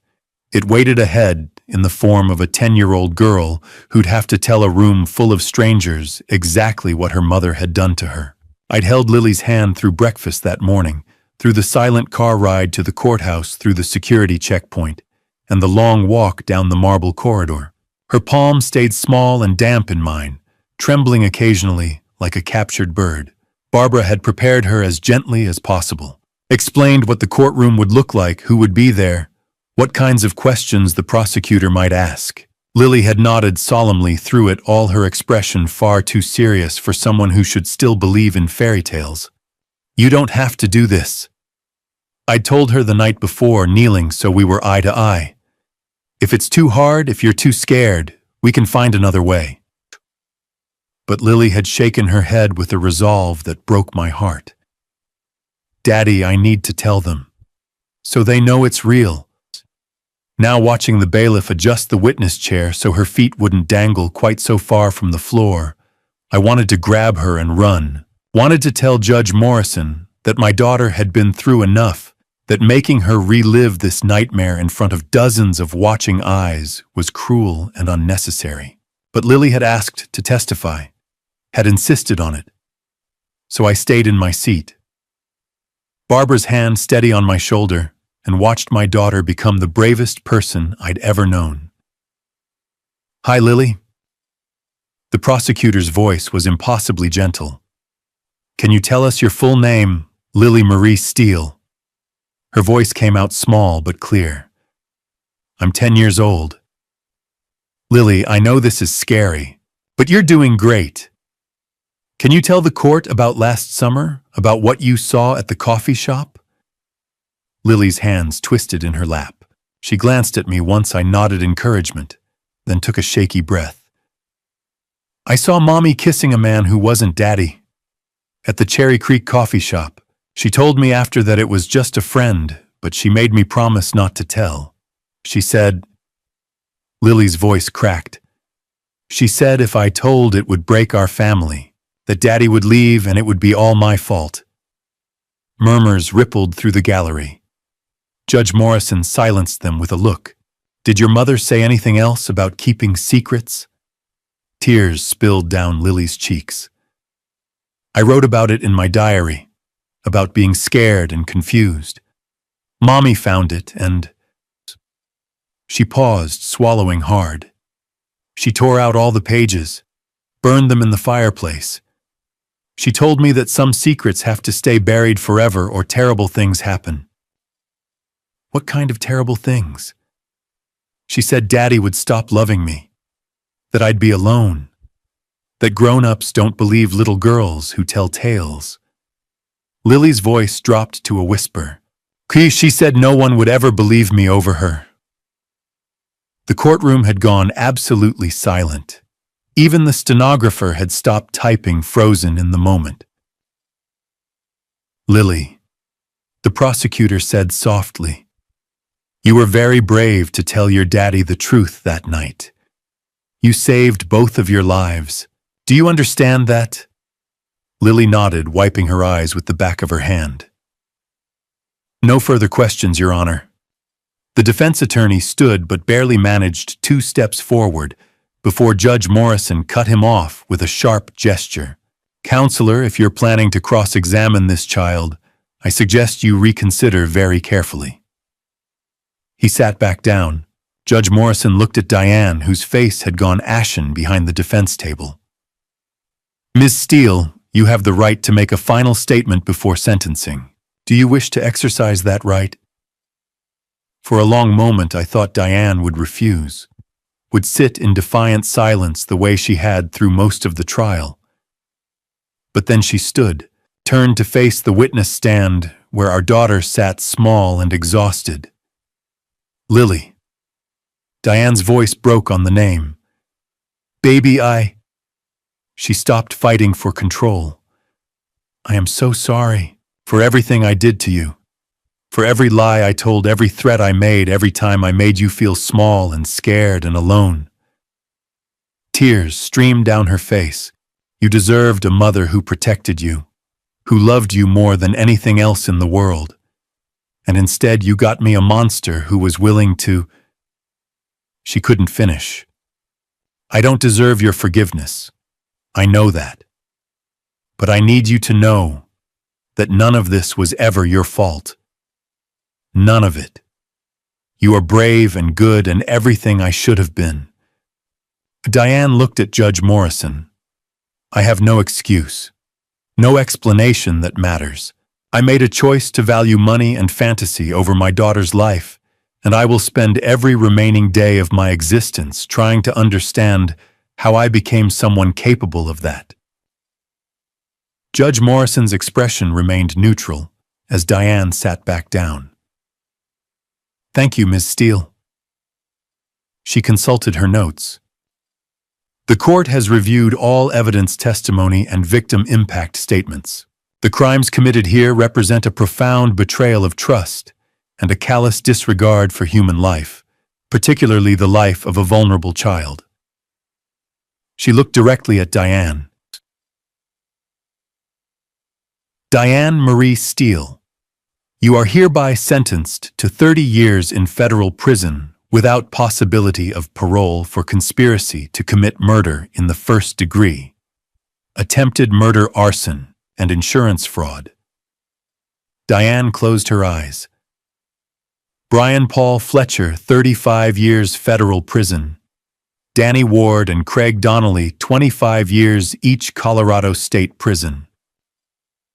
Judge Morrison's gavel fell. "This court is adjourned." I moved before the sound faded, crossing to the witness stand, where Lily sat frozen, overwhelmed. I lifted her down, gathered her small body against my chest. "It's over, sweetheart," I whispered into her hair. "We're safe now. We're safe." Barbara guided us through the crowd, past the cameras and reporters shouting questions, out into the brilliant Denver sunshine. The afternoon light felt impossibly bright after 3 weeks in that dim courtroom. Lily raised her face to the sun, eyes closed, breathing deep. "Daddy." "Yeah, baby. Can we go home now?" I kissed the top of her head. "Yeah, we can go home. Not to the house that burned. That was gone forever along with the life we'd lived there, but home to whatever came next. To safety, to healing, to the long, slow work of becoming whole again. Together, 30 years. Justice served. But the real healing is just beginning for Graham and Lily. If you've made it this far, drop a comment sharing what you're feeling. Your perspective matters. Gentle reminder, certain elements are dramatized. If this style doesn't resonate, feel free to explore other content. Let's see what comes next. 6 months had passed since Judge Morrison's gavel fell. We were residents of Highlands Ranch now, living in a 3-bedroom ranch house with a backyard that caught morning sunlight and faced a cul-de-sac where kids rode bikes until the streetlights came on. The house was smaller than what we'd lost. No vaulted ceilings, no chef's kitchen, no master suite with mountain views. But it was filled with something our old house had never quite managed: peace. The legal paperwork had finalized 3 weeks ago. Divorce decree signed, custody granted entirely to me, Diane's parental rights effectively suspended for the duration of her incarceration. 30 years meant Lily would be 40 before her mother walked free, a timeline so distant it felt almost abstract. Diane wrote occasionally. Letters arrived every few weeks, forwarded through Barbara's office per the court-ordered communication restrictions. I kept them in a sealed box in the garage, unopened. Lily knew they existed, but had never asked to read them. Maybe someday she would. Maybe not. That would be her choice to make when she was ready. For now, we focused on healing. Dr. Karen Reynolds had become a fixture in our weekly routine, a child psychologist Barbara had recommended, who specialized in family trauma. Every Tuesday afternoon, I'd drive Lily to the small office in Littleton, with the fish tank in the waiting room and the shelf full of art supplies. The first few sessions, Lily had barely spoken, just sat hunched in the oversized armchair, picking at the seam of a throw pillow, while Dr. Reynolds asked gentle questions that went mostly unanswered. But gradually, incrementally, my daughter had started to emerge from the shell she'd built around herself. Last month, I'd heard her laugh, really laugh, the kind that comes from the belly and lights up everything for the first time since the fire. She'd been playing with our neighbor's golden retriever, throwing a tennis ball that the dog kept bringing back with increasingly dramatic displays of enthusiasm. The sound had stopped me in my tracks, frozen me with a gratitude so overwhelming I'd had to turn away and blink hard against the sudden burning in my eyes. 2 weeks ago, she'd asked to join her school's softball team. I'd been nervous, worried the pressure, the social dynamics, the possibility of failure might set her back. But Dr. Reynolds had encouraged it. Normalcy is healing, she'd said. Let her be a kid again. So now Tuesday evenings meant practice at the fields behind Dakota Ridge Elementary, where Lily played second base with fierce determination and had made a best friend named Chloe, who shared her obsession with collecting colorful hair ties.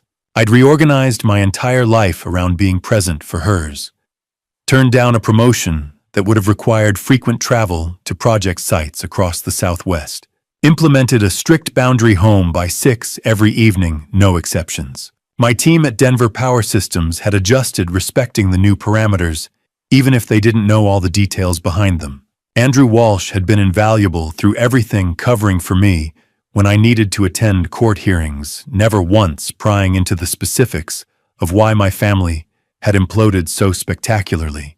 His daughter Sophie remained Lily's closest school friend, and their weekly playdates had become anchors of stability. Barbara checked in monthly, ostensibly to review legal matters, but really just to make sure we were managing. She'd become more than our attorney. She was family now in all the ways that mattered. The community had surrounded us without being asked. Neighbors brought casseroles those first few weeks. The PTA moms made sure Lily got invited to birthday parties and included in carpool rotations.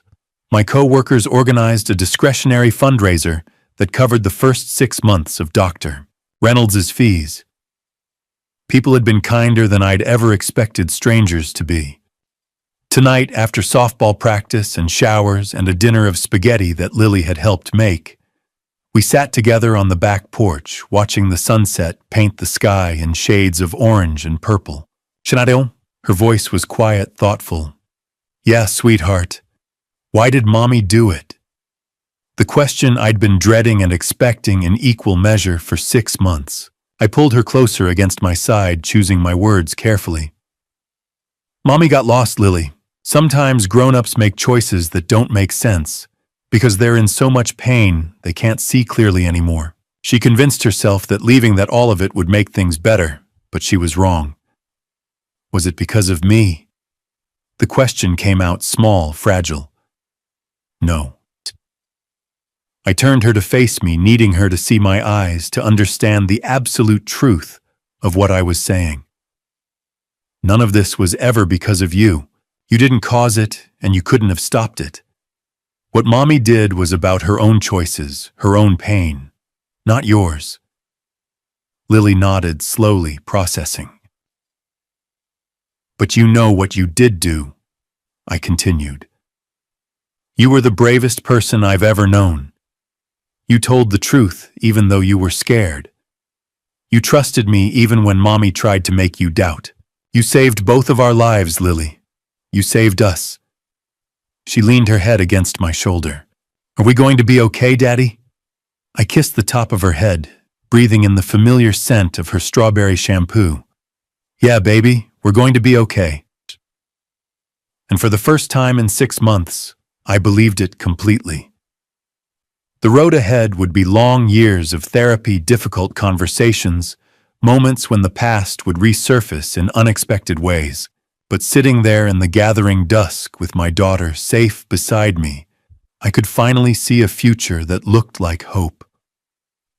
We'd survived the worst thing imaginable. Everything after this was just learning to live again. 2 years had passed since the trial. Lily was 12 now, thriving in 7th grade, captain of her softball team, honor roll student. From the outside, we looked like a success story. A resilient, single-father household that had moved past tragedy. But healing, I'd learned, never followed straight lines. Tuesday afternoons still meant Dr. Reynolds's office. This particular Tuesday started normally, until Dr. Reynolds opened the door after only 30 minutes, her expression carefully neutral. "Graham, Lily has asked if you could join us. Is that okay?" My stomach dropped. Lily requesting my presence mid-session was unprecedented. Inside, my daughter sat curled on the therapy couch, knees pulled up, refusing to meet my eyes. "Lily has something important to share," Dr. Reynolds said gently. "Whenever you're ready, Lily." My daughter stared at the abstract painting on the wall, took 3 deliberate breaths. "Daddy, I need to tell you something about that night. The fire." Her voice was steady but small. Something I haven't been completely honest about. Every protective instinct went on alert. "I'm listening, sweetheart."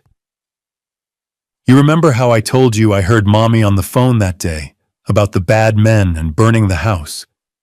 "I remember." Everyone thought I'd just found out, that it was new. She finally looked at me, anguish in her eyes. "I knew for 6 months, Daddy. Not just that day, 6 whole months."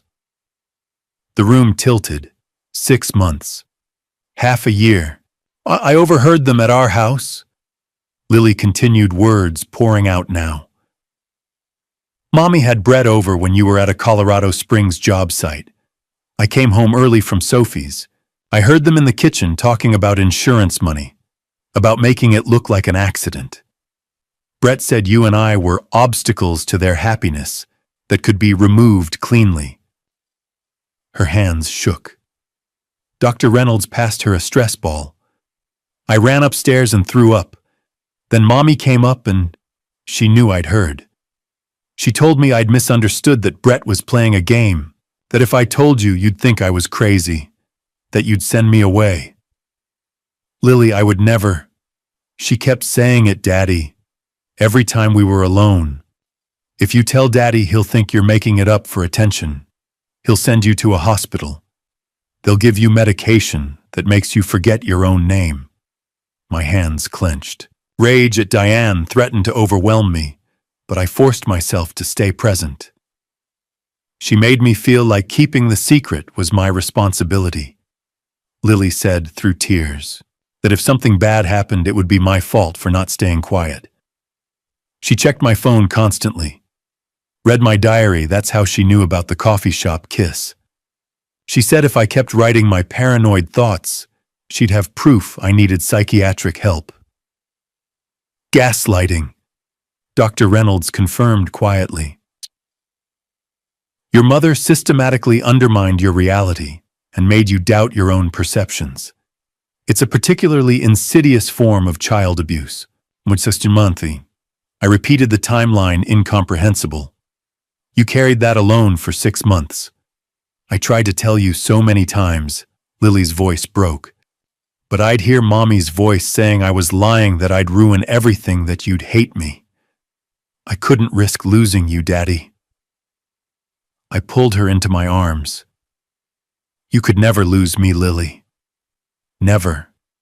Not for telling the truth, not for being scared, not for anything."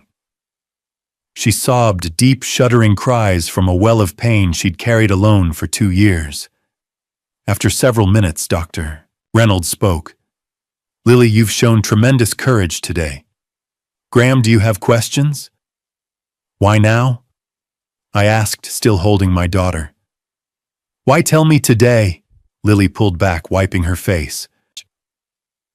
"Because Dr. Reynolds helped me understand that keeping the secret meant Mommy was still controlling me.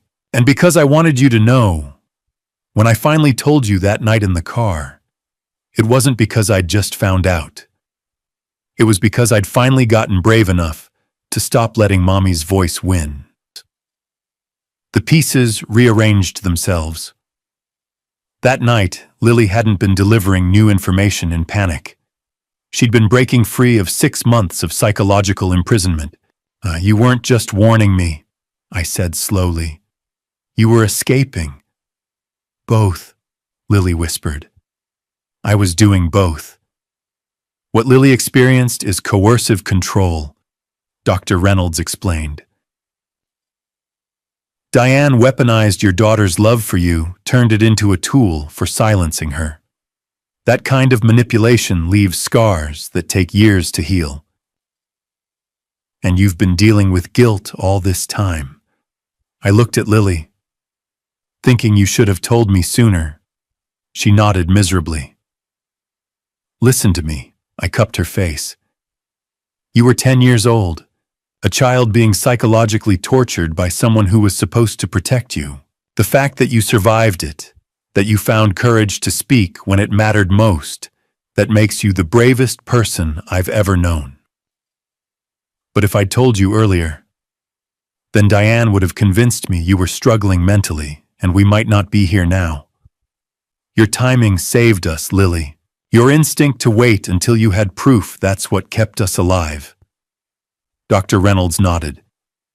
Survivor's guilt is completely normal, but practice replacing "I should have" with "I survived."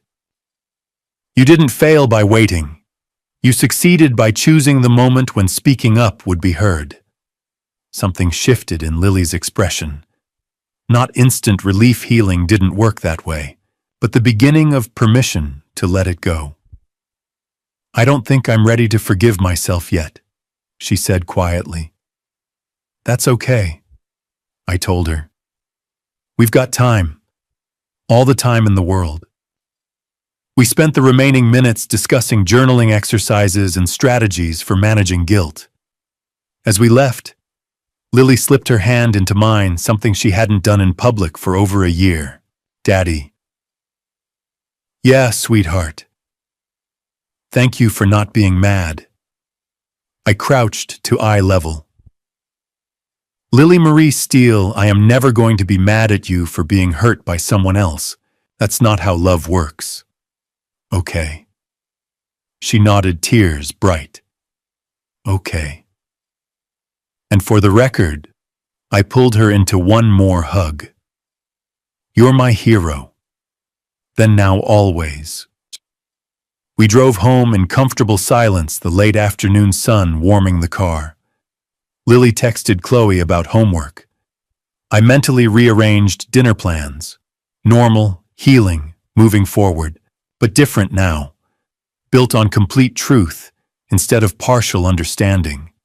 The road ahead still stretched long, more therapy, more moments when the past would surface. But we'd walk it together, with no more secrets between us. And that was what real healing looked like. That night after Lily had gone to bed, I found myself standing in her doorway, watching her sleep.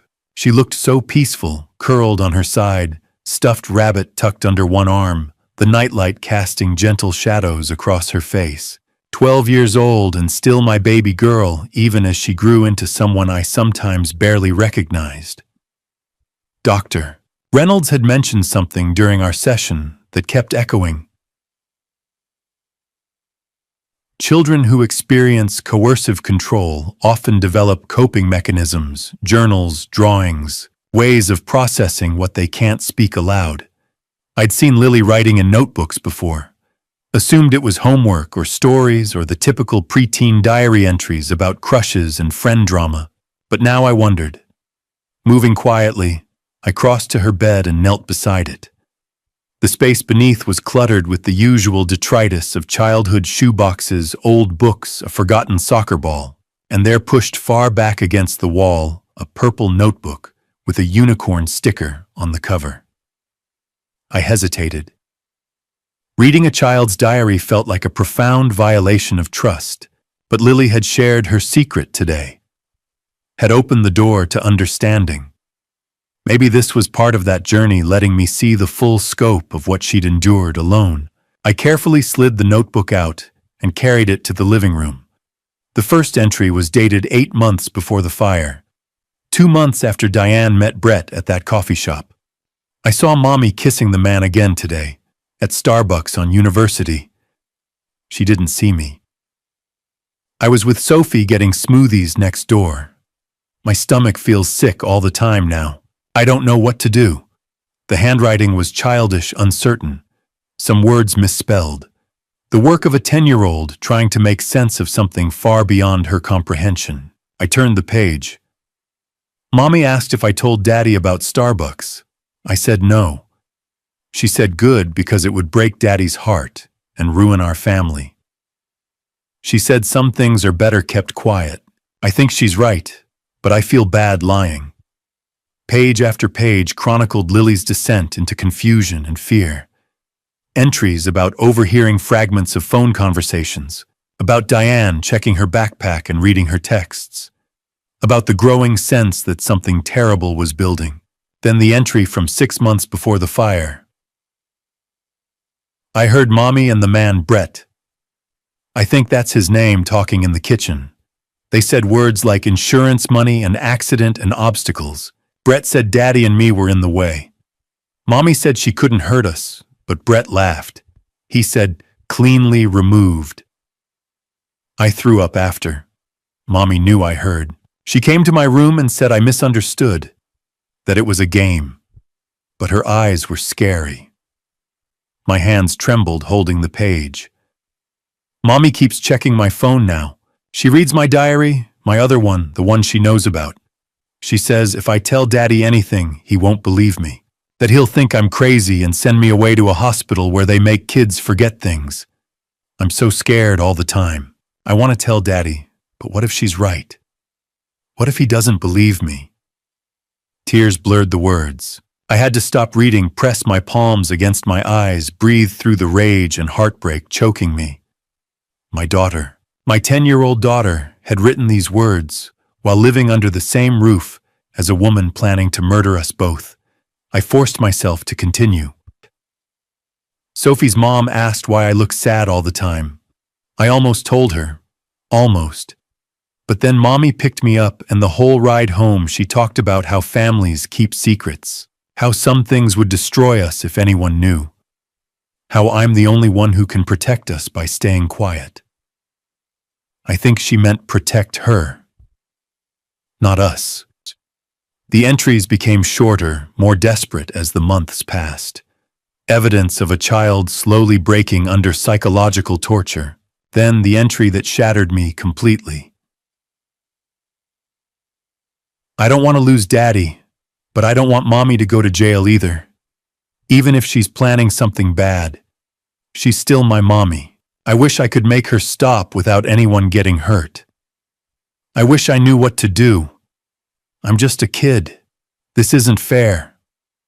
I closed the notebook, set it carefully on the coffee table, and let myself cry, for the weight Lily had carried alone, for the impossible choice she'd felt forced to make, for the childhood stolen by a mother's cruelty, but also for her strength, for the courage it took to finally speak up, despite 6 months of manipulation telling her to stay silent.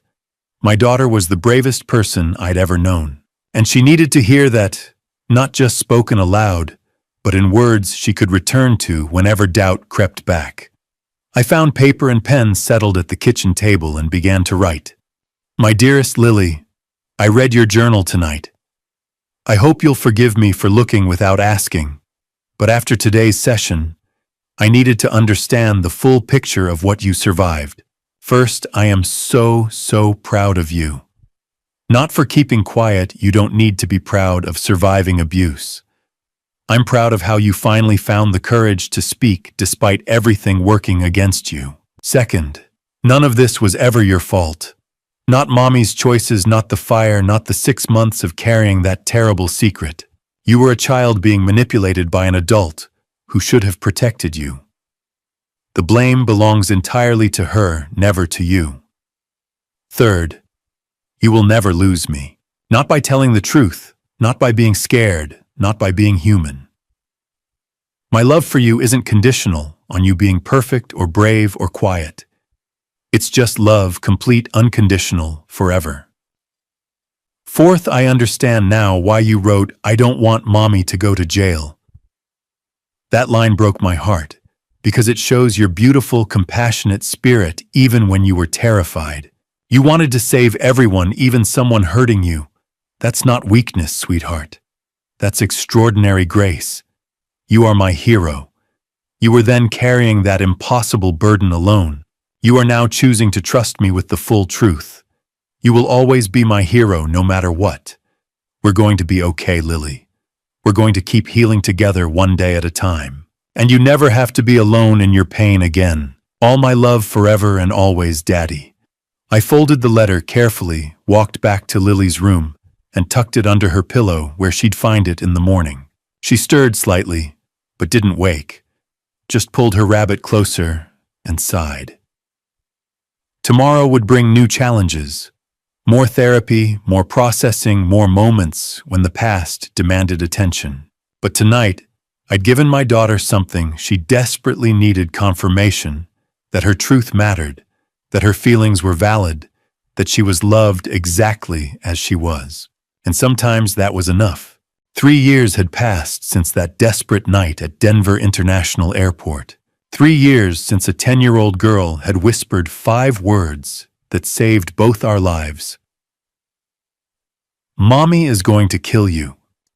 Now that girl was 13, sitting cross-legged in our backyard on a warm Friday afternoon, oiling her softball glove with the focused concentration of someone who took her sport seriously. Her hair had darkened, slightly grown longer. She'd shot up 3 inches in the past year alone, all gangly limbs and emerging adolescence. But it was the light in her eyes that marked the real transformation. The haunted look had faded. Not disappeared completely, trauma didn't work that way. But most days now, Lily looked like exactly what she was.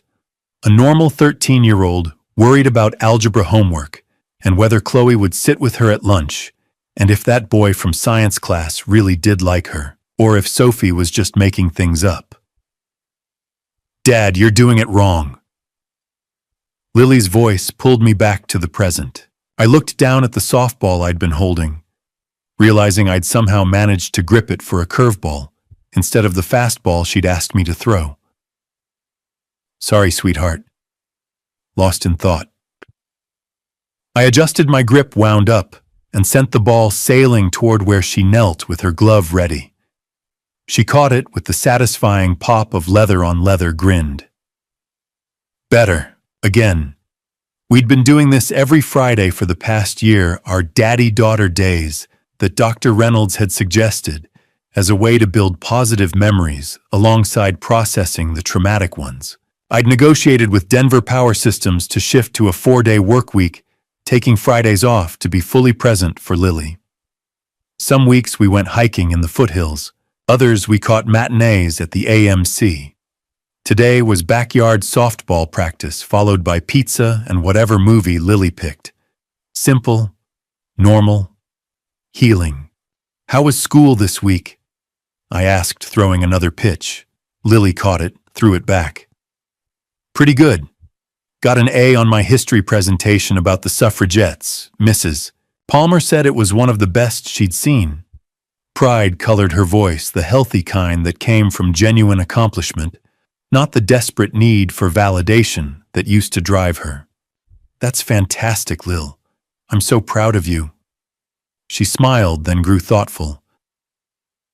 Dad, can I ask you something? Always. Do you think...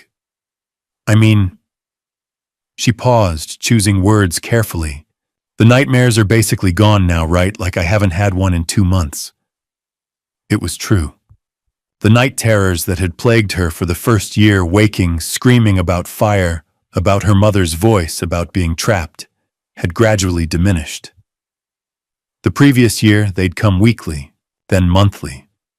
Now rarely at all. That's real progress, sweetheart. You've worked so hard in therapy.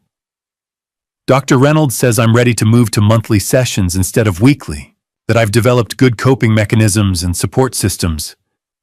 Lily caught another throw, held the ball for a moment. I think she's right. I feel different, stronger. I lowered my glove, studying her. She sat straighter now, spoke with more confidence, made eye contact without flinching. The girl who'd once apologized for existing had grown into a young woman who knew her own worth. You are stronger. You were always strong, Lily. But now you believe it. She ducked her head pleased, but still learning to accept compliments without deflection. Another mark of progress. We practiced for another 30 minutes, falling into the comfortable rhythm of throw and catch, the late afternoon sun warm on our shoulders. Somewhere down the street, kids played basketball. A lawnmower hummed. Dogs barked. The mundane symphony of suburban peace. Finally, Lily called it. I'm getting hungry. Pizza time. Lou Malnati's or Pizzeria Locale. Lou Malnati's. Deep dish with sausage and mushrooms. We headed inside, ordered online, then settled on the couch while we waited. Lily scrolled through Netflix options, making the kinds of elaborate arguments only teenagers can about why we absolutely needed to watch some show I'd never heard of. But halfway through her passionate defense of whatever anime had captured her attention this week, she stopped, set down the remote, turned to face me with an expression I'd learned to recognize something important brewing. Dad, I've been thinking about something else Dr. Reynolds and I talked about. Okay. She said that sometimes survivors of trauma find healing in helping others who've been through similar experiences. That sharing our stories can be powerful both for us and for people who need to know they're not alone.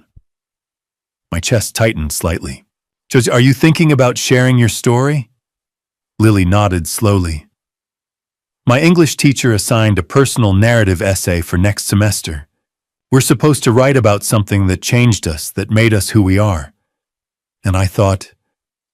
She twisted her hands together. I thought maybe I could write about what happened. Not all the details, I'm not ready for that. But about being a kid who had to carry a scary secret. About finding the courage to speak up. About healing, I measured my words carefully. That's a big decision, sweetheart. Writing about it means other people will read it. Your classmates, teachers. Are you prepared for that? I think so. Her voice was uncertain but determined. I mean, I'm scared, but I'm also... I don't know. I keep thinking about other kids who might be going through something similar. Kids who think they have to stay quiet because the grown-up in their life told them to. Kids who feel like it's their fault or that no one will believe them. She looked at me with eyes suddenly much older than 13. If my story helps even one kid find the courage to ask for help, isn't that worth it? The weight of her compassion, her desire to transform her pain into purpose made my throat tight. Lily, that's incredibly brave and generous. But you don't owe anyone your story. You survived something horrible, and you get to decide what to do with that experience. If you want to keep it private, that's completely valid. If you want to share it, I'll support you. But the choice has to be yours for your own reasons, not because you feel obligated to help others. She considered this, nodded. I want to do it for me, too. Dr. Reynolds says writing can be therapeutic, that putting our experiences into words helps us process them. And I think I need to tell it. My way. In my words. So I can own it instead of it owning me. Pride swelled in my chest so intensely it almost hurt. This child, this extraordinary young woman, had taken everything meant to destroy her and was alchemizing it into strength. Then I'll support you completely, I said. If you're ready, I'm ready. We can work on it together if you want. Or you can write it alone and show me when you're finished. Whatever you need.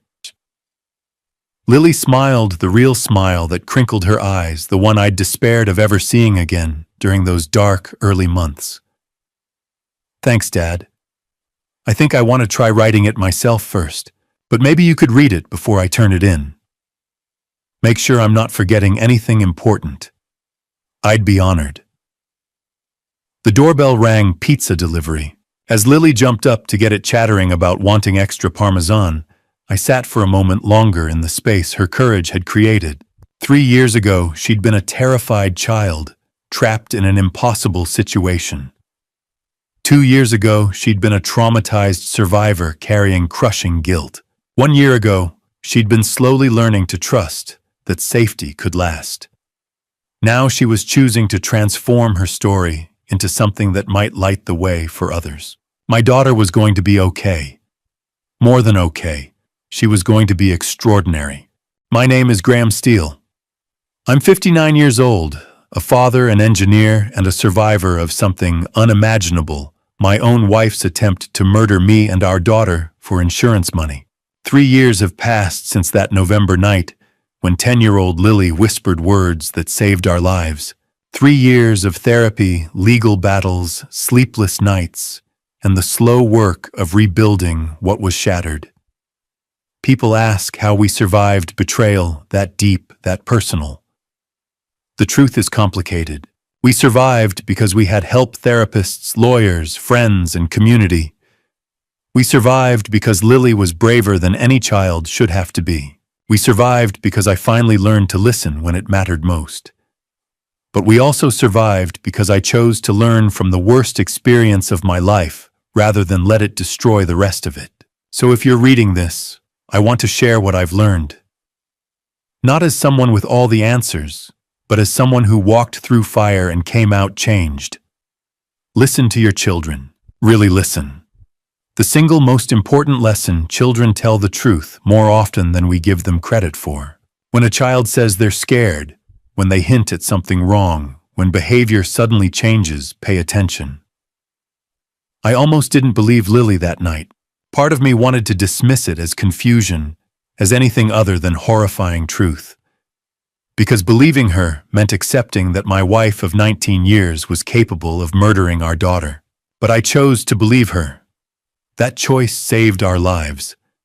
Children rarely fabricate elaborate conspiracies. They don't have the life experience to create the kind of detailed, consistent story Lily told me. When a child comes to you with something impossible sounding, don't dismiss it because it challenges your worldview. Investigate. Ask questions. Take them seriously. 1 in 7 children experience abuse or neglect in the United States. Most never report it because they don't think anyone will believe them, or because the abuser convinced them it's their fault, or because they've been threatened into silence. Be the adult who believes. Be the safe place children can turn to when their world is falling apart. Recognize the warning signs. Looking back, there were signs I missed. Not of the murder plot, Diane was too careful, but signs that something fundamental had shifted in our family. Diane's increasing distance and secrecy, her sudden interest in updating life insurance, comments designed to plant financial worry. Lily's changes were more obvious in retrospect. Nightmares that started months before the fire, reluctance to be alone with her mother, the way she'd flinch when Diane raised her voice. Grades dropping despite being a strong student. I attributed these to stress, to normal family ups and downs, to Lily's sensitivity. I didn't see them as pieces of a larger pattern because I didn't want to. Coercive control, what Diane exercised over Lily, often goes unnoticed because it's psychological, not physical. No bruises, no broken bones, just slow erosion of a child's safety and self-worth. Watch for isolation. Watch for secrecy. Watch for a child afraid of disappointing a particular adult. Watch for explanations that don't add up, for persistent behavior changes, for the feeling in your gut that something isn't right. Trust that feeling. Acknowledge your failings without drowning in them. I made mistakes, significant ones. I prioritized career over family. I was absent physically during long project trips, emotionally even when home.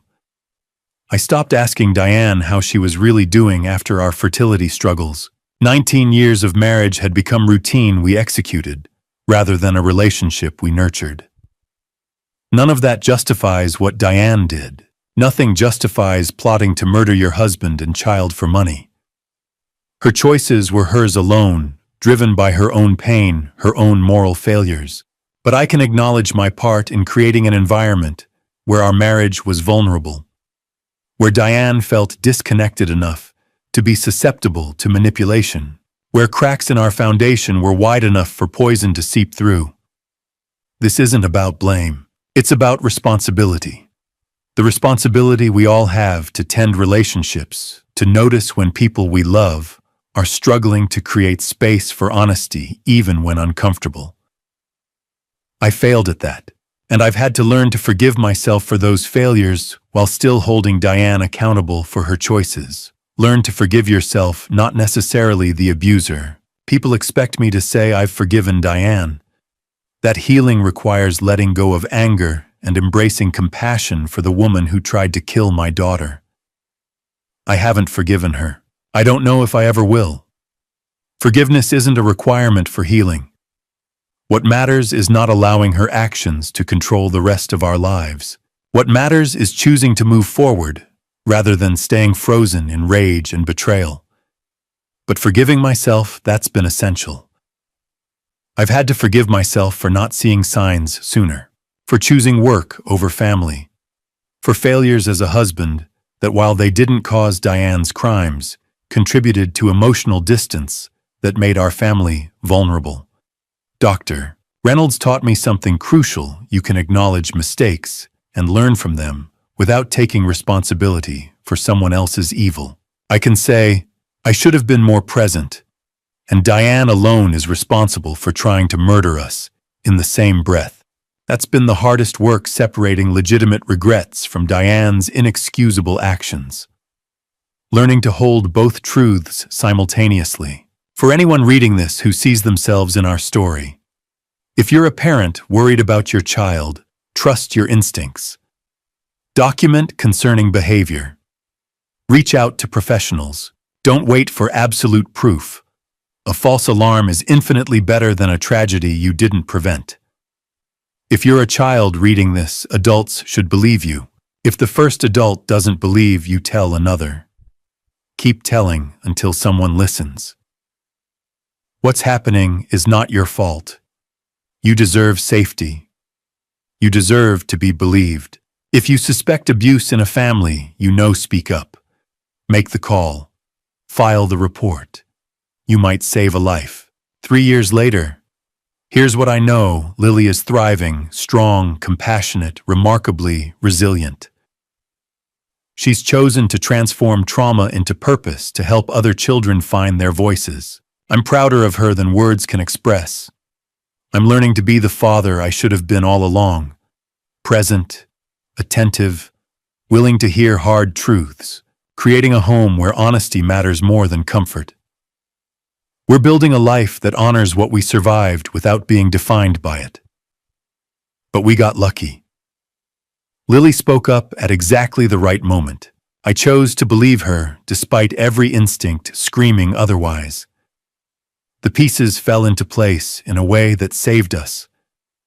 Not every family gets that chance. So I'm asking you, begging you, don't wait for a crisis to pay attention. Don't assume people you love are fine just because they say they are. Don't dismiss warning signs because acknowledging them would be inconvenient. Don't wait until it's too late to believe the people you love. Thank you for listening to our story. I hope it never becomes yours. But if it does, remember, children tell the truth. Trust them. Protect them. Listen when it matters most. Because sometimes listening is the difference between surviving and becoming a tragedy. Looking back at my journey through family betrayal, I realize how close I came to losing everything. Not just my life, but my daughter's future, her trust, her innocence. Family betrayal cuts deeper than any other wound, because it comes from the place that should be safest. My advice: don't be like me. Don't prioritize work over the people you love. Don't assume everything is fine just because no one's complaining. Don't wait for a crisis to start paying attention. I ignored signs, dismissed concerns, and nearly paid the ultimate price.